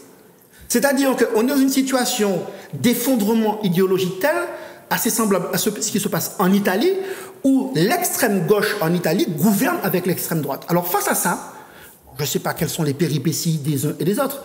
Je ne suis pas un membre d'En Marche, je ne suis pas... Ah ben voilà, c'est une des questions... Je ne suis pas En Marche, je n'ai jamais été, j'ai simplement soutenu à une présidentielle un homme qu'on appelle Emmanuel Macron en constituant un collectif Emmanuel Macron président. Le jour de son élection, j'avais le plaisir d'être sur votre plateau et c'est devant vous que j'ai annoncé deux choses, ma démission du PPM et ma sortie du collectif pour la création de KPM. Donc, je n'ai laissé planer aucune ambiguïté sur le fait que je sois ou pas En Marche. Et au municipal, est-ce que vous bénéficiez... Donc, je n'ai pas de regret sur cette approche-là. Maintenant, il y a une actualité politique, mais encore une fois, que l'on parle de gilets jaunes ou pas, j'aurais aimé souhaiter qu'on aborde ces questions-là avec beaucoup plus de recul, vous savez. Non mais attendez, on va y venir. On va y revenir. Donc, je ne me suis pas senti victime, j'étais au bout d'une opinion politique et j'en suis très fier. On ne parlait pas des conséquences de votre choix, on parlait de votre choix lui-même. Tout à fait. Est-ce que là... puisqu'on a quand même envie de savoir où vous vous situez, même si vous... Je suis un progressiste, monsieur. Non, mais même si vous réussissez tant bien que mal à me situer je suis nulle part... progressiste. Ah non, Est-ce que vous allez... Non, mais attendez. Plus un homme de gauche. Est-ce que vous allez... Ça faut commander moins. Non, mais attendez. Est-ce que vous allez avoir le soutien du parti du gouvernement, de la majorité, aux élections municipales? Alors là, il faut me poser une question. Encore une fois, à Shellshare, dans notre pratique politique, Shellshare Dynamique et Solidaire, qui s'appelle ainsi depuis 2008, Shellshare Dynamique et Solidaire. Oui, vous continuez à garder les... Non, c'est qu'on croit en l'idée que les processus solidaires, les processus participatifs sont ceux qui mobilisent le plus d'énergie parce que les gens se sentent concernés. Ça peut paraître idiot, mais je pense que... Et si d'ailleurs, dans les processus démocratiques, les municipales sont les élections qui arrivent à recourir le plus encore de sympathie, si on peut pas dire de sympathie, mais en tout cas le plus d'intérêt, c'est parce que c'est encore l'échelon qui permet aux citoyens d'avoir la proximité, donc être impliqués dans les processus. Donc aujourd'hui, nous partageons une vision, nous rencontrons des contributeurs, je ne rencontre pas les appareils, j'ai envie de dire... je ne souhaite pas traiter les appareils avec mépris, mais j'ai envie de dire simplement, ce seront les électeurs qui sont arbitres de ces questions-là. Ma préoccupation, c'est pas de savoir si je vais plaire à X, Y ou Z, si je vais être soutenu par X, Y ou Z. Ça fait très longtemps que j'ai fait le choix d'agir en conscience avec les citoyens de Shellshare qui ont choisi de se mobiliser pour une alternative, avec ou sans un tel ou avec ou sans un tel. On a compris vos choix stratégiques. Donc il faut pouvoir se dépasser ces questions-là. Très bien. Alors, sur les municipales. Comme j'essaye d'optimiser mon temps de parole, je procède souvent par double interrogation. Vous avez évoqué à l'instant le fait d'être resté en contact avec certains camarades. Est-ce que vous êtes resté en contact avec Serge Letchimy depuis votre exclusion du parti progressiste? Vous savez, vous me demandez, est-ce que j'ai une relation particulière? Non, mais non, c'est pas ma question. Non, pas du tout. Elle était claire. Est-ce que vous êtes resté en contact téléphonique ou autre avec Serge Letchimy? C'est pas cela que je pensais. Pardon? Non, pas du tout. Non, pas du tout. Donc vous êtes resté en contact avec d'autres figures du parti? Non, j'avais des amis. J'y avais des amis, j'ai conservé des amis. Ça veut dire que Serge Letchimy n'est pas votre ami? Serge Letchimy a été un camarade, il n'est plus mon camarade aujourd'hui. Et n'est pas votre ami? Il n'a jamais été votre ami? Il n'était pas mon ami, c'était un camarade avec qui j'avais des relations respectueuses. Aujourd'hui, sur le plan politique, nous avons des points de divergence profonds. Je considère qu'il n'a pas été loyal, je considère qu'il n'a pas tenu, il n'a pas respecté ce qui pour moi est important en politique. Il n'a pas respecté une parole politique. Et je trouve que sur des choix qui ne soient pas des choix personnels, qu'on ne ramène pas ça à des questions personnelles, et vous ne lui avez même pas pardonné? Non, c'est pas une critique personnelle. Il faut pas. Vous savez, le problème, c'est qu'en personnalisant les choses comme ça, on arrive au même résultat, on crée des haines. Je pense qu'à un moment donné, il y avait un virage essentiel. Il y avait un virage essentiel qu'il était important que ce parti prenne. Ouais. J'ai d'ailleurs été moi-même membre, en tout cas, candidat au secrétariat général au dernier congrès. Oui. Donc, au-delà même des divergences que nous avions, et ce qui peut arriver dans un parti, il ne faut pas croire que parce qu'il y a des divergences, ou à Ebougla. Donc, j'ai porté, moi, avec d'autres, Daniel Robin, qui était membre de ma liste, Fred Lordino. Nous avons une liste de 30 personnes, donc nous n'étions pas nus dans le parti, pour porter une autre vision, une autre approche du rapport à la décision, notamment dans la façon de concevoir la participation, de concevoir la décision. J'ai été élu, ma liste est sortie 3e, il faut à un moment donné aussi tenir compte de ce que la démocratie indique. Et vous savez, j'aurais pu à un moment donné, à ce virage, hein, après les élections municipales, après le PPM, rien n'était plus incertain de ce que je puisse arrêter mon activité politique. Vous me connaissez en politique, mais aussi en dehors. Je suis quelqu'un je suis un passionné, avec ce que la passion peut porter de bénéfique et de bienfaiteur, mais aussi avec ce que peut porter la passion, comme parfois manque de stratégie, mais on peut avoir la naïveté de considérer que ceux qui sont en face de vous ont, on va dire, les mêmes passions et les mêmes intérêts. Pas forcément. Les gens ne sont pas en action politique pour les mêmes raisons. J'ai fini par le comprendre. Vous savez, je suis aujourd'hui... Vous avez mis du temps. Vous avez mis du temps pour redescendre sur Terre. Je suis aujourd'hui un père heureux d'un fils de 16 ans qui réussit très bien ses études, à qui je consacre mon attention. Et je vais raconter une anecdote de Mathias. J'espère qu'il me pardonnera d'avoir nommé son nom à l'antenne. Le jour de l'élection de 2008, il est rentré dans l'isoloir avec moi. Il dit, moi, vote Clémenté, en se mettant à pleurer. Qu'est-ce qui t'arrive, Doudou? Il me dit, mais si tu deviens maire, je te verrai plus, papa. C'est mignon. Chaque fois que ça s'appelle de la conscience politique. Chaque fois que je dis ça, j'ai la douleur du père qui sait que l'engagement politique, ça se fait au détriment de votre famille, de vos enfants, etc. Je sais ce que coûte la politique. J'ai aujourd'hui notre fille de 20 mois. C'est un trésor, c'est un soleil dans ma vie, un autre soleil. Et qu'est-ce que vous faites sur ce plateau alors? Mais vous savez quelque chose, monsieur Marajo? Ouais. Eh bien, c'est parce que j'ai des enfants que je continue à faire de la politique. Ouais. Et vous le prendrez comme vous voulez. Mais en tout cas, à un moment crucial de ma vie où j'ai eu des questions à me poser, hein, après un échec au municipal, après un engagement dans un parti et un désaccord profond, on réfléchit. Eh bien, c'est parce que je souhaite rendre à mon pays ce qu'il m'a donné, la foi, l'envie, l'énergie, la passion, que j'ai encore la force et j'ai encore l'énergie, j'ai encore la volonté, la détermination de m'engager de manière désintéressée, mais fondamentalement déterminée. Parce que je veux pouvoir les regarder en face et leur dire que papa a tout fait pour faire ce qu'il pouvait pour eux. Oui. Voilà, c'est ça ma contribution. Je n'ai pas de rente, hein, je ne suis pas un propriétaire terrien, je n'ai que ça à transmettre, de l'amour et de la passion. Est-ce que vous pourriez nous laisser de temps en temps vous poser des questions? Je vous en prie, monsieur Marion. Est-ce que vous êtes conscient que vous faites exactement comme tous les autres, hein? Ça, je m'en moque. Ce discours-là, vous savez, nous, on est observateurs. Je veux simplement que vous puissiez être à minima conscient que ce discours, il est récurrent. On l'a déjà entendu des centaines de fois. Ouais. Par contre, on n'entend pas beaucoup d'ex-hommes politiques dire « Ok, mes enfants avaient raison ». Mais je crois que chacun fait le choix de sa vie. J'ai fait le choix de m'engager. J'ai fait le choix de poursuivre mes engagements. Mike disait tout à l'heure que j'ai rarement fait le choix du confort. Hein. Ouais. J'ai plutôt fait le choix de l'inconfort, y compris quand cela a prêté à la caricature et à vouloir me faire passer pour l'enfant terrible, alors qu'en fait, j'étais celui qui considérait qu'il fallait une rectitude et une droiture dans les engagements que nous prenions, y compris quand cela desservait mes propres intérêts. J'ai fait le choix de rester droit dans mes bottes et d'avancer de l'avant. Bon. Voulez-vous que je vous dise maintenant, à ce moment précis de l'histoire de mon pays, je pense que... Vous repartez à la bataille.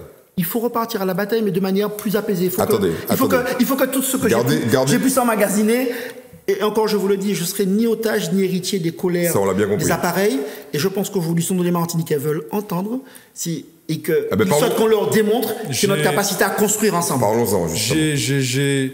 J'aimerais avoir votre avis sur un point. Beaucoup de Martiniquais et de Martiniquaises voient en Serge Letchimy et Ensemble pour une Martinique nouvelle les grands favoris de l'élection. Le rictus est déjà un début de réponse. Les grands favoris de l'élection. J'espère que la caméra a saisi ce moment de spontanéité pure. On voit le grand favori de l'élection de la CTM en 2020 ou en 2021. Je ne vous demanderai pas, du coup, si vous partagez cette conviction. Vous connaissez le PPM, l'Alliance, l'homme... Encore une fois, je ne suis pas au PPM, donc vous me demandez vous désintéressez totalement de l'actualité du PPM aujourd'hui. Je m'intéresse à l'actualité politique de mon pays, donc le PPM en fait partie. Aussi, donc, d'accord. J'observe. D'accord. Maintenant, moi je pense que l'invitation à laquelle je ne souhaite pas anticiper, c'est construire une alternative à à la dualité MIM-PPM. Je considère que la vérité est sans doute la solution. Voie. Ben non, la solution est en dehors de l'étroitesse de ce que sont des partis qui sont devenus aujourd'hui, et on le voit bien, incapables d'accepter la diversité des existences. Des partis ou des personnes? Alors peut-être que les partis sont devenus des outils au service des personnes. Je n'ai plus envie de commenter cela. Je pense qu'aujourd'hui, on doit pouvoir construire dans ma génération, mais aussi avec d'autres plus âgés, mais fortement de la jeunesse. Je suis obsédé par cette question-là. Vous savez, aujourd'hui, j'ai un âge où quand je vais poser ma fille à ma crèche, je rencontre mes anciens élèves. Quand je vais sur la place promener ma fille, je rencontre mes anciens élèves. Le discours qu'ils me tiennent sur la classe politique et leur regard sur le pays est quelque chose qui est terrible. Monsieur Maringeau. C'est un peu le discours que vous-même teniez sur la classe politique que vous aviez connue. Vous étiez, rappelez-vous à vos débuts. Attendez. Laissez-moi arriver au bout de mon échange. Oui. Laissez-moi arriver au bout de mon réflexion. Oui. Le propos est terrible. Je considère que je suis arrivé à un âge où j'ai à la fois la richesse de 15 ans d'engagement, c'est pas rien. Ouais. J'ai, je pense, une bonne dizaine d'années de force et d'énergie, je l'espère, si Dieu me prête vie, pour pouvoir porter cela. Et j'espère que dans ces 15 ans, dans ces 10 ans, nous aurons mis et identifié des hommes et des femmes qui consacrent le temps. Si nous ne réglons pas cela de manière urgente, mais est-ce que ce n'est pas votre échec? Monsieur Maringeau. Monsieur Chaumet. Je n'ai jamais été président de Mais région. attendez, vous avez participé au pouvoir pendant 15 ans, justement. Les 15 ans, lesquels? Mais bien sûr. Lesquels? Que vous soyez... Mais attendez, vous étiez au pouvoir à la région. Non, mais vous... De 2010 à 2015. Non, mais attendez. Vous allez peut-être écouter mon explication. Quand je vous dis que vous avez participé au pouvoir, si vous étiez dans un parti qui détenait le pouvoir. C'est faux. Mais bien sûr. La dernière fois le pouvoir à la mairie de Fort-de-France. Mais attendez, laissez-moi aller jusqu'au bout. Le pouvoir à la mairie de Fort-de-France. Le pouvoir au conseil. Attends, laissez-moi finir mon énumération. Le pouvoir à la mairie de Fort-de-France. Le pouvoir au conseil général. Le pouvoir au conseil régional. C'est peut-être aussi votre échec. Monsieur Maringeau. Non. Je suis arrivé au PPM en 2001. Aujourd'hui, les gens s'en moquent. Ça n'intéresse personne. J'ai, pour la première fois, été à une élection en 2008. La dernière fois que les progressistes ont été au règne de la région, c'était sous Dancière. Donc arrêtez de faire cette caricature-là. Mais non, mais attendez. Donc vous êtes en train de faire une sorte d'amalgame. Mais non, il y a 34 communes en Martinique. Donc Monsieur Maringeau, laissez-moi arriver au bout de... Laissez-moi terminer au moins. C'est de l'obstruction. C'est de l'obstruction. Ah oui. Vous me dites que les gens font un constat qui est un constat calamiteux. Oui, vous prenez la ville de Fort-de-France, très bien, c'est 50 ans de vie. Mais vous adressez ce reproche à ceux qui sont PPM. Je n'ai jamais été un dirigeant de la ville de Fort-de-France. Il y a une collectivité, il y a un parti, mais il y a un conseil municipal. Je n'ai jamais été membre de ce conseil municipal. Aujourd'hui, il y a un maire qu'on appelle Didier Laguerre. Je lui souhaite bien du courage pour pouvoir porter l'ambition de ce que doit être une capitale dans un pays. Et je considère qu'il est intellectuellement armé pour pouvoir s'en sortir. Donc, mais ce que je dis, ce n'est pas de chercher la responsabilité. Je dis que si aujourd'hui, non, je parle des enfants qui vous disent, je voudrais une explication. Si aujourd'hui, les enfants qui vous disent, c'est calamiteux. Il parle de quel personnel politique? Celui dont vous faites partie ou un autre? Vous êtes en train de faire comme si c'est disjonctif. Ça veut dire quoi? Ça voudrait dire que il faudrait... Alors ça, il faut faire attention. C'est un peu le discours ambiant, un peu que je vais qualifier populiste, ouais. C'est-à-dire que les anciens et les nouveaux... C'est une vraie question. C'est simpliste. Aujourd'hui, je pense qu'il ne s'agit pas de dire que il faut la solution à la politique, c'est quelqu'un qui n'a jamais fait de politique. Ça voudrait dire que l'inexpérience serait la solution à l'action. C'est ce que vous dites aux enfants que vous rencontrez sur la place de Shellcher? Pas du tout. Mais qu'est-ce que vous leur répondez? Pas du tout. Quand ils vous disent... Mais monsieur Maringeau, vous me posez une question, vous voulez faire la réponse? Mais non, mais attendez, vous ne répondez pas à ma question. Mais écoutez ma réponse. Je dis qu'aujourd'hui, il ne faut pas rentrer dans l'amalgame consistant à dire que tout ce pourri dès que vous avez fait de la politique, c'est faux. C'est ce qui vous entendez? Moi, ce que je présente, c'est mon bilan. Mais qui fait cet amalgame? Si on parle sérieusement et on sort des caricatures, parlez-moi de bilan. J'ai été président du PNRM, parlons du... Mais je ne vous parle pas de vous. Parlons du bilan du PNRM, c'est mon action. J'ai été président de l'Agence de l'énergie, parlons de mon bilan en matière d'Agence de l'énergie. J'ai été président du comité de bassin, parlons de l'action du comité de bassin dans les 5 dernières années. Et vous verrez qu'il y aura eu un avant, un après. Daniel Chaumet, je ne parle pas de vous. Alors, mais vous vous trompez. Non mais attendez, vous me dites... Non mais attendez, écoutez-moi. Vous me dites, je rencontre des jeunes, et je parle de là, je parle de ça. Je rencontre des jeunes qui font un bilan que vous avez même qualifié de terrible sur... De l'action publique? De l'action publique. Donc il faut réussir. Donc, attendez. Donc il faut réussir. Non mais attendez. Donc de la classe politique. On est d'accord. Oui, est-ce que vous avez le sentiment donc, oui, quand donc, vous et après, qu'il et vous après. Est-ce que vous en faites partie? Voilà. Mais encore une fois, j'en fais partie, j'ai eu des actions. Encore une fois, c'est ce qu'on dit. Mais encore une fois, vous êtes en train de faire, vous êtes en train de dire, les gens qui fument des cigarettes, on les doit tâcher, donc ils ont un poumon, un cancer du poumon. Conclusion de M. Marajo, tous les gens qui ont les doigts tachés ont le cancer du poumon. C'est ce qu'on appelle un syllogisme. Arrêtez. Oui, non, mais je ne fais pas ça. Donc monsieur. vous êtes en train de faire ça. C'est Non. exactement ce que vous faites. J'exerce la responsabilité politique. Comme il critique la politique, vous êtes dedans. Moi, je dis, quand on veut faire une discussion sérieuse, voici l'action politique que j'ai menée. Et on parle de mon bilan. Oui. Si on veut parler du bilan de Daniel Chaumet, parlons du bilan du parc. Parlons du bilan de l'Agence de l'énergie. Parlons de ce que nous avons fait en l'espace de 2-3 ans en matière de transition énergétique, ce qu'aucune région de France n'a réussi à faire. Parlons de ce qu'en en moins de 2 ans, nous avons fait du PNRM une institution qui avait disparu du spectre politique. Alors maintenant, le parc se porte comme il se porte. Mais on n'est pas là pour ça, Daniel. Donc allons Chaumet. être sérieux. Je dis simplement, et ça c'est, je veux à la fois être solidaire, mais être très lucide sur cette question-là. D'accord. Si aujourd'hui cette jeunesse qui est qualifiée n'arrive pas à avoir une meilleure lecture et une meilleure considération de l'action que nous portons, indépendamment qu'il apporte, il faut pouvoir dépersonnaliser ces questions-là. Ils partiront. Il restera dans ce pays dans 10 ans des vieux schnocks comme vous, M. Marajo, et moi-même, et puis ceux qui ne sont pas exportables, c'est-à-dire ceux qui n'ont pas la richesse et le talent pour pouvoir faire reconnaître leurs compétences. Non, on avait simplement envie de savoir ce que vous leur répondez. Donc, et on a cru, en tout cas, peut-être que Mike partage cette opinion, on a cru à un moment que vous sortiez du lot pour dire, ben moi, je suis neuf. En fait, c'est une crainte. Moi, j'ai agi. Mais vous nous avez rassurés. Je dis, moi, j'ai une histoire. Oui. J'ai eu des pleines responsabilités dans certains domaines. Nous avons fait une habilitation énergie. On a fait le premier document de planification d'énergie, il n'y en avait pas. On a lancé des expérimentations. Le premier projet énergie thermique des mers qui a été planté, malheureusement. On a fait la première usine biomasse de l'outre-mer. On a fait la première centrale éolienne. Ne faites pas votre bilan. On vous oui, mais vous me demandez ce que j'ai fait. Non, je vous ai pas posé cette question-là. Pendant des jours, manifestement. Non, 3 jours peut-être, 3 jours. Question de Mike Heras. Non. Question de Mike Vous Heras. n'avez pas répondu à ma question. Peut-être que vous la jugez anecdotique. Il est favori ou pas, Serge Letchimy, pour 2021 ou 20? Je m'occupe pas. D'accord, décidément pas. Je ne m'occupe pas. Vous ne voulez pas parler de ce monsieur. Mais non, mais encore une fois, arrêtez de personnaliser ces questions-là. On a le droit de poser aujourd'hui, cette question-là. à KPM, ma seule contribution, c'est KPM, c'est réfléchir à savoir comment on trouve des solutions sur des questions qui sont des questions essentielles. Stop. Voilà. Donc parlons projet. Voilà. Non, on parlera pas projet. On parlera des préoccupations des Martiniquais. On l'avait annoncé. Donc on parlera projet. Voilà.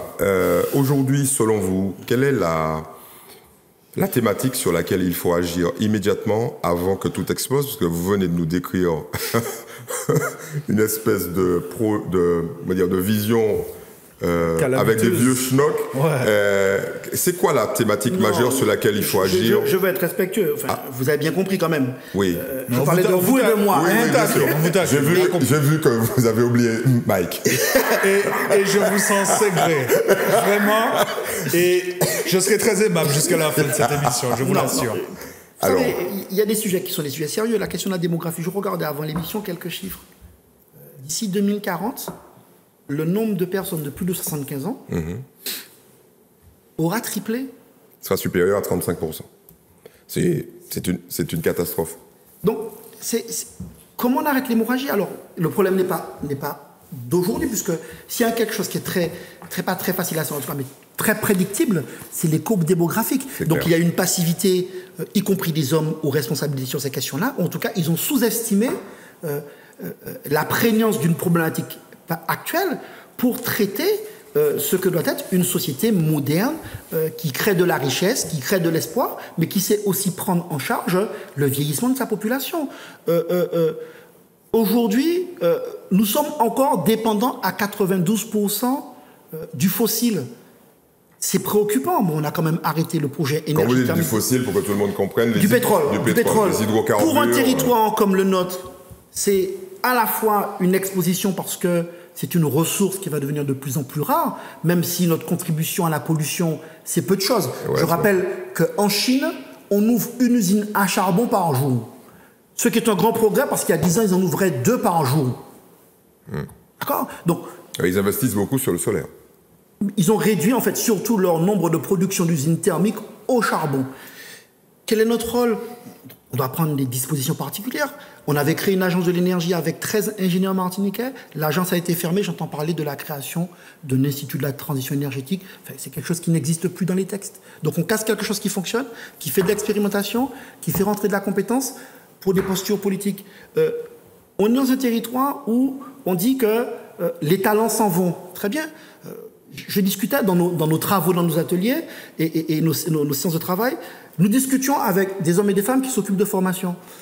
Vous devez, dans votre cadre, connaître ce qu'on appelle une GPEC, la gestion prévisionnelle des emplois et des compétences. Ça existe dans la fonction publique. Des grands groupes, en tout cas des groupes privés, font cela pour bien dimensionner le besoin de formation avec l'offre, etc.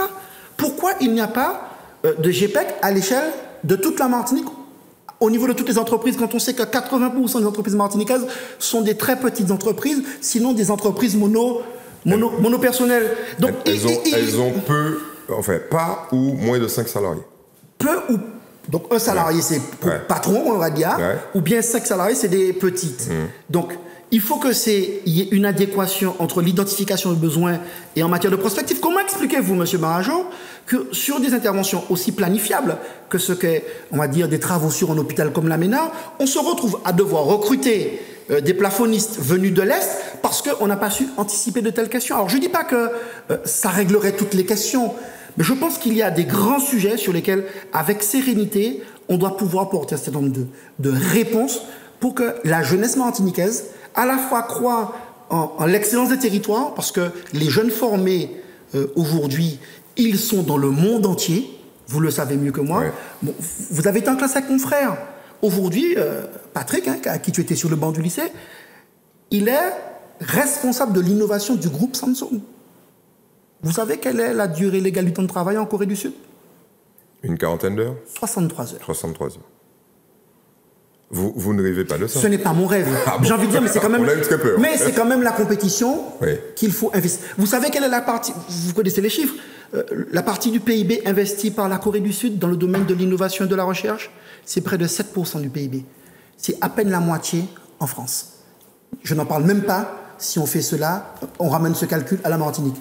Donc je crois que si demain matin, on veut que notre jeunesse ait à la fois l'espoir que les champs dans lesquels nous nous engageons justifient qu'ils reviennent, il faut prendre des mesures fondamentales de tout ce qui est autour de l'économie de la connaissance, autour de l'économie du service. Mais comment vous allez exercer donc il faut créer la conscience. Non mais attendez, laissez-moi aller jusqu'au bout de la question. Ça doit être une méga frustration chez vous, non? Ne plus appartenir à un parti qui a vocation à exercer le pouvoir, et comme Mike le disait, peut-être qu'il reviendra au pouvoir, ne plus faire partie de l'establishment, de l'exercice du pouvoir. Comment vous allez... J'ai une toute autre perception de ce nouveau statut. Non mais alors, comment vous allez faire pour mettre en pratique ces idées-là? Vous savez quelque chose, je suis convaincu qu'il y a une conjonction, peut-être que je me trompe, Après, il y a de grands partis qui sont devenus de tout petits partis. On a vu ce qu'est devenu le Parti communiste. Nous voyons ce qu'était un parti de gouvernement, le Parti socialiste en 2012, qui avait un président. Ou les Républicains. Aujourd'hui, ce qu'il est devenu, il est à peine à 6% au présidentiel. Dieu soit les Verts, les Verts ont coalisé, sinon ils n'étaient même pas remboursés leur élection. Donc, faisons attention aux prétendus partis de gouvernement. Donc c'est pour ça que je ne m'aventurerai pas aux projections de M. Hirasque. Et je dis qu'aujourd'hui... Ce n'est pas une projection, M. Chaumet. Vous avez peut-être une mémoire défaillante en cette fin d'émission, mais c'était absolument je pensais qu'on était à peine au milieu. Donc je dis qu'aujourd'hui... plus que quelques minutes. Je pensais qu'il restait une bonne demi-heure. Donc aujourd'hui, je pense que ce qui est important, plutôt que les prévisions, on va dire, très aléatoires de ce que pourrait être un vainqueur aux élections, je pense qu'il y a un préalable à ça. Travaillons sérieusement. Identifions des pistes. Je suis un progressiste qui croit résolument au potentiel de développement de mon territoire. La question du tourisme est essentielle. Vous savez, j'ai été au PNRM, mais à la fois vice-président du comité martiniquais. Vous l'avez rappelé une dizaine de fois pendant J'avais comme leitmotiv... Alors peut-être qu'il aurait fallu que ce projet se perpétue. Vous savez, il peut y avoir des alternances politiques, mais ce n'est pas pour autant qu'on rentre dans la démolition systémique. Ouais. C'est un peu ce à quoi j'ai eu l'impression qu'on assiste aujourd'hui. Faire de la Martinique la première destination pleine nature. C'est très bien de faire de la rénovation hôtelière. C'est très bien de pouvoir mettre de la connectivité sur maritime comment dirais-je, par avion aérienne, réformer, lancer le projet d'aménagement de l'aéroport de Fort-de-France pour en faire un lieu d'attractivité connecté au reste du monde. Mais là, vous arrivez ici à Sibania pour faire qui c'est qu'a fait. Faut que touriste là. Vous êtes un peu sévère. Non. Alors je vais aller au bout. Non, je vais terminer. Oui. Il faut aller au bout. Et c'est pour ça qu'à l'époque, nous avions dit qu'il fallait qu'il y ait une réserve à Génipa. Le projet de réserve de Génipa, pour l'instant, je n'entends plus parler. À la fin de notre mandature en 2014, nous avons créé, et le projet, je le dis très sereinement, le projet avait été lancé par Alfred Marie-Jeanne en 2006. Donc, fair play. Première réserve marine du Prêcheur. La réserve a été créée, les fonds ont été affectés. Ça fait 3 ans que la réserve est créée. Il n'y a même pas un panneau pour dire qu'il y a une réserve. Alors, et on veut aller sur l'UNESCO. Alors, encore une fois, le projet de l'UNESCO, c'est des projets qui créent, je parlais d'attractivité, c'est des projets qui créent de l'attractivité. Malheureusement, et je le dis vraiment, mais ça me déchire, le projet UNESCO est en train d'être planté parce que on l'a instrumentalisé pour faire quoi? Mais c'est pas compréhensible. Là, vous faites cette projection-là, vous, par contre. Mais non, selon vous, ça va pas. Vous savez quelque chose? Je ne me réjouis pas de l'état de perception. Non, c'est une. Selon vous, ça va se planter, quoi. Pour la simple, je suis de ceux, je suis pas le seul, qui ont lancé ce projet. Vous savez, il y a beaucoup de gens qui se mettent dans des paternités parfois assez bizarroïdes. Pour qu'il y ait un projet UNESCO, vous savez qu'est-ce qu'il faut? Il faut qu'il y ait une demande de candidature. La première demande de candidature de la Martinique, vous pouvez vérifier, ce qu'on appelle la liste indicative, elle date de 2012. La première fois que la Martinique dépose un dossier, donc la première fois qu'on peut lui dire oui ou non, viens dire ce que tu veux classer, c'est en 2012. Pour nos téléspectateurs, Daniel Chaumet, on parle de l'inscription potentielle donc, au patrimoine mondial de l'UNESCO, excusez-moi, de la montagne Pelée et des pitons du Carbet. Je vous laisse donc d'abord, on vous dit, on vous donne l'autorisation de venir dire si vous avez un bien. Oui. Donc c'est ce qu'on appelle être sur la liste indicative. Je peux pas dire ni oui ni non. Quand vous rentrez là, vous devez ce qu'on appelle faire la déclaration de valeur universelle intrinsèque du bien. Vous n'allez pas nous refaire le schéma. Non, je fais le schéma qui est très simple. Aujourd'hui, quand nous quittons la responsabilité, en tout cas à la région, et moi le PNRM, le projet est dans de bonnes rails. Et il faut faire ce qu'on appelle de la concertation. Donc, il y a un document de travail. Mais c'est le bœuf à bas. Mais qu'est-ce qui fera que vous pensez? Qu'est-ce qui fait que vous pensez que ça va se planter? Parce que contrairement à ce qui a été fait pour la réserve aux prêcheurs, où les documents sont transmis aux collectivités, etc., où il y a de la concertation, ce document qui était, on va dire, un document de brouillon qui aurait dû être transmis à tous les maires, vous vous rendez compte qu'il y a des maires qui n'ont même pas le détail du projet. Ça veut dire qu'aujourd'hui, on a transformé, écoutez bien ce que je dis, je pèse mes mots, on a transformé un document de travail qui aurait dû être la base d'une concertation en conclusion d'une concertation qui n'a jamais eu lieu. Demandez au maire de Font-Saint-Denis s'il a le document de classe UNESCO. Demandez au maire du Carbet, demandez au maire de Saint-Pierre, et j'en suis malheureux. Daniel Chaumet, je ne m'en réjouis pas. Daniel Chaumet, vous êtes en train de faire le procès. Mais non, attendez. Monsieur Barajou, alors arrêtez de faire ça. On ne vous a pas posé cette question sur le PNRM. Non, et je ne suis pas sûr que les gens qui nous écoutent... Je parlais d'attractivité. Oui, mais justement... Je disais, donc je reviens à la question de l'attractivité. Je dis que la question de l'attractivité est essentielle et qu'il y a des outils. Je parlais de la réserve du prêcheur qui me tiennent à cœur, qui est toujours en sommeil, parce que s'il n'y a pas d'attractivité, il n'y a pas d'outils pour faire... Est-ce qu'on peut s'arrêter là? Et que, non, j'arrive au bout quand même. Non, mais attendez. Et aujourd'hui, ce projet, malheureusement, il y a beaucoup de foufrous médiatiques, mais dans la réalité, il est très affaibli. Et c'est ça qui va le faire se planter. Parce que vous avez à la tête de ces instances internationales des gens qu'on appelle l'UICN, l'ICOMOS, qui sont totalement, on va dire, insensibles, on va dire, aux humeurs et aux aléas politiques. Et ils ont la responsabilité de classer des biens qui ont une valeur universelle. Monsieur Chaumet. Donc, quand une concertation est bradée à ce point, eh ben, en langage diplomatique, on vous dit pas merde, on vous dit simplement à bientôt. Donc ce sera la cause, selon vous, de cet échec annoncé par Daniel Chaumet. Bon, Monsieur Chaumet, on n'était pas là non plus pour faire le bilan de votre action à la tête du PNRM, excusez-moi. Mais je parlais d'attractivité et je faisais au travers de cela. On a bien compris que vous pensez bien que c'est pas le sujet. Oui, voilà, on a bien compris que vous êtes revenu dessus. Mais globalement, peut-être que ça intéresse des gens, mais pas tout le monde. Mais c'est dommage. Eh ben, c'est dommage. Parce que je pense que ce qui fera une des richesses de mon pays, c'est cette capacité à valoriser son patrimoine naturel, ses espaces naturels, les sentiers, sa végétation, sa biodiversité, son savoir-faire. Alors peut-être que ça peut vous paraître dérisoire, mais j'ai la conviction que c'est l'avenir. Je vais vous faire une promesse, si je peux faire quelque chose. D'avenir. Si je peux faire quelque chose pour que vous retrouviez le poste de président non, du pas du tout. Voilà. Mike et moi, on va lancer une pétition. Parce qu'on vous sent orphelin. Monsieur Marge, excusez-moi. Je vais vous dire, franchement, là, à un moment donné, on est dans la bêtise. Il faut arrêter de raconter des bêtises. Je suis un acteur politique qui commente, vous parliez d'attractivité. Non, c'est vous qui parlez d'attractivité. Je fais des constats dans des domaines où j'ai un regard, où j'ai une expertise. J'ai présidé le PNRM. Oui. Je suis, moi, désolé de voir qu'un projet comme l'UNESCO qui dépasse... Je suis désolé. On a bien compris. Le projet...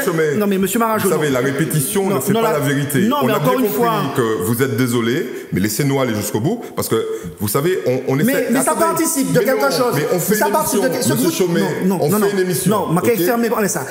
Vous avez l'attitude qui participe d'une caricature qui est malsaine. Ah oui. Donc ça veut dire que dès lors qu'on fait une critique d'un groupe, pas d'un groupe, moi dans exigence politique, oui. qui en tant que responsable politique, oui. Parce que derrière c'est de l'argent public. Non mais il faut que non, derrière c'est de l'argent public. Vous voulez prendre le contrôle de l'émission? Pas du tout. Ah ben alors pas attendez. Du tout. Mais vous êtes dans une caricature qui est une caricature qui affaiblit le propos politique. Non, voilà. Tout à l'heure vous nous avez caricaturé. On n'est pas monté sur nos grands chevaux. On est des vieux schnocks. On l'accepte. Pas moi. Sauf. Je me suis inclus. Oui, mais ça ne vous.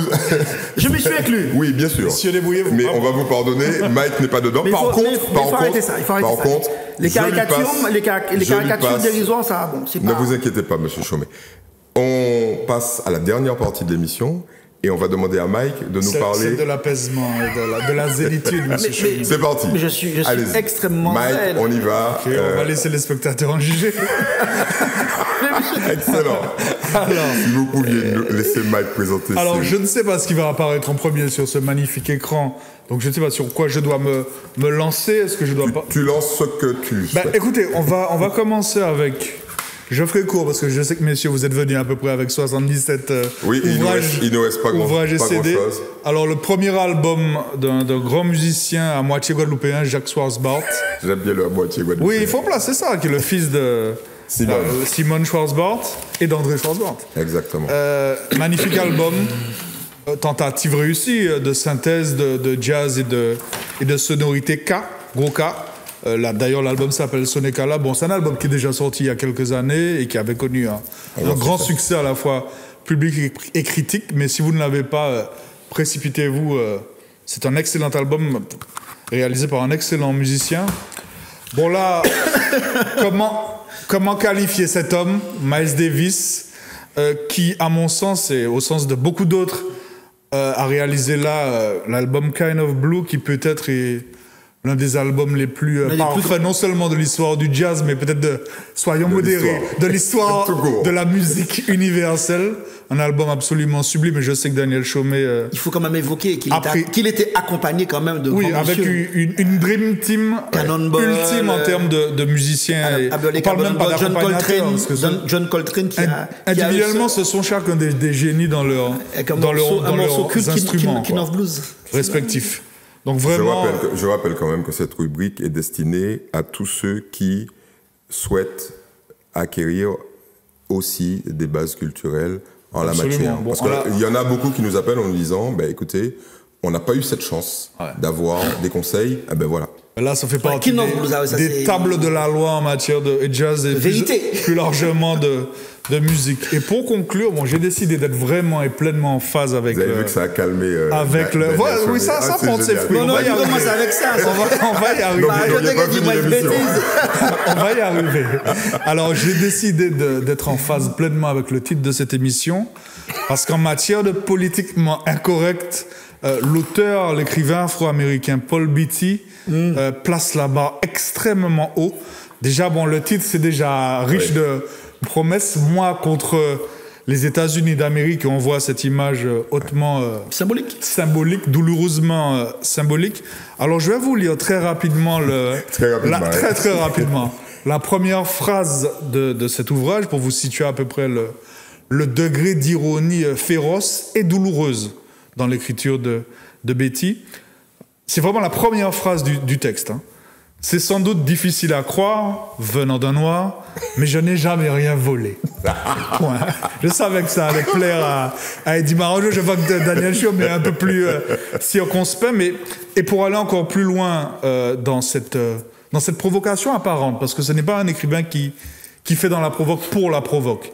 Il y a vraiment un décryptage, mais là encore très féroce et très douloureux, non seulement d'une grande part de l'histoire des États-Unis, de la discrimination, du racisme entre communautés, du racisme intercommunautaire, de l'élection d'Obama, de tous les espoirs, parfois grotesques, que ça avait suscité.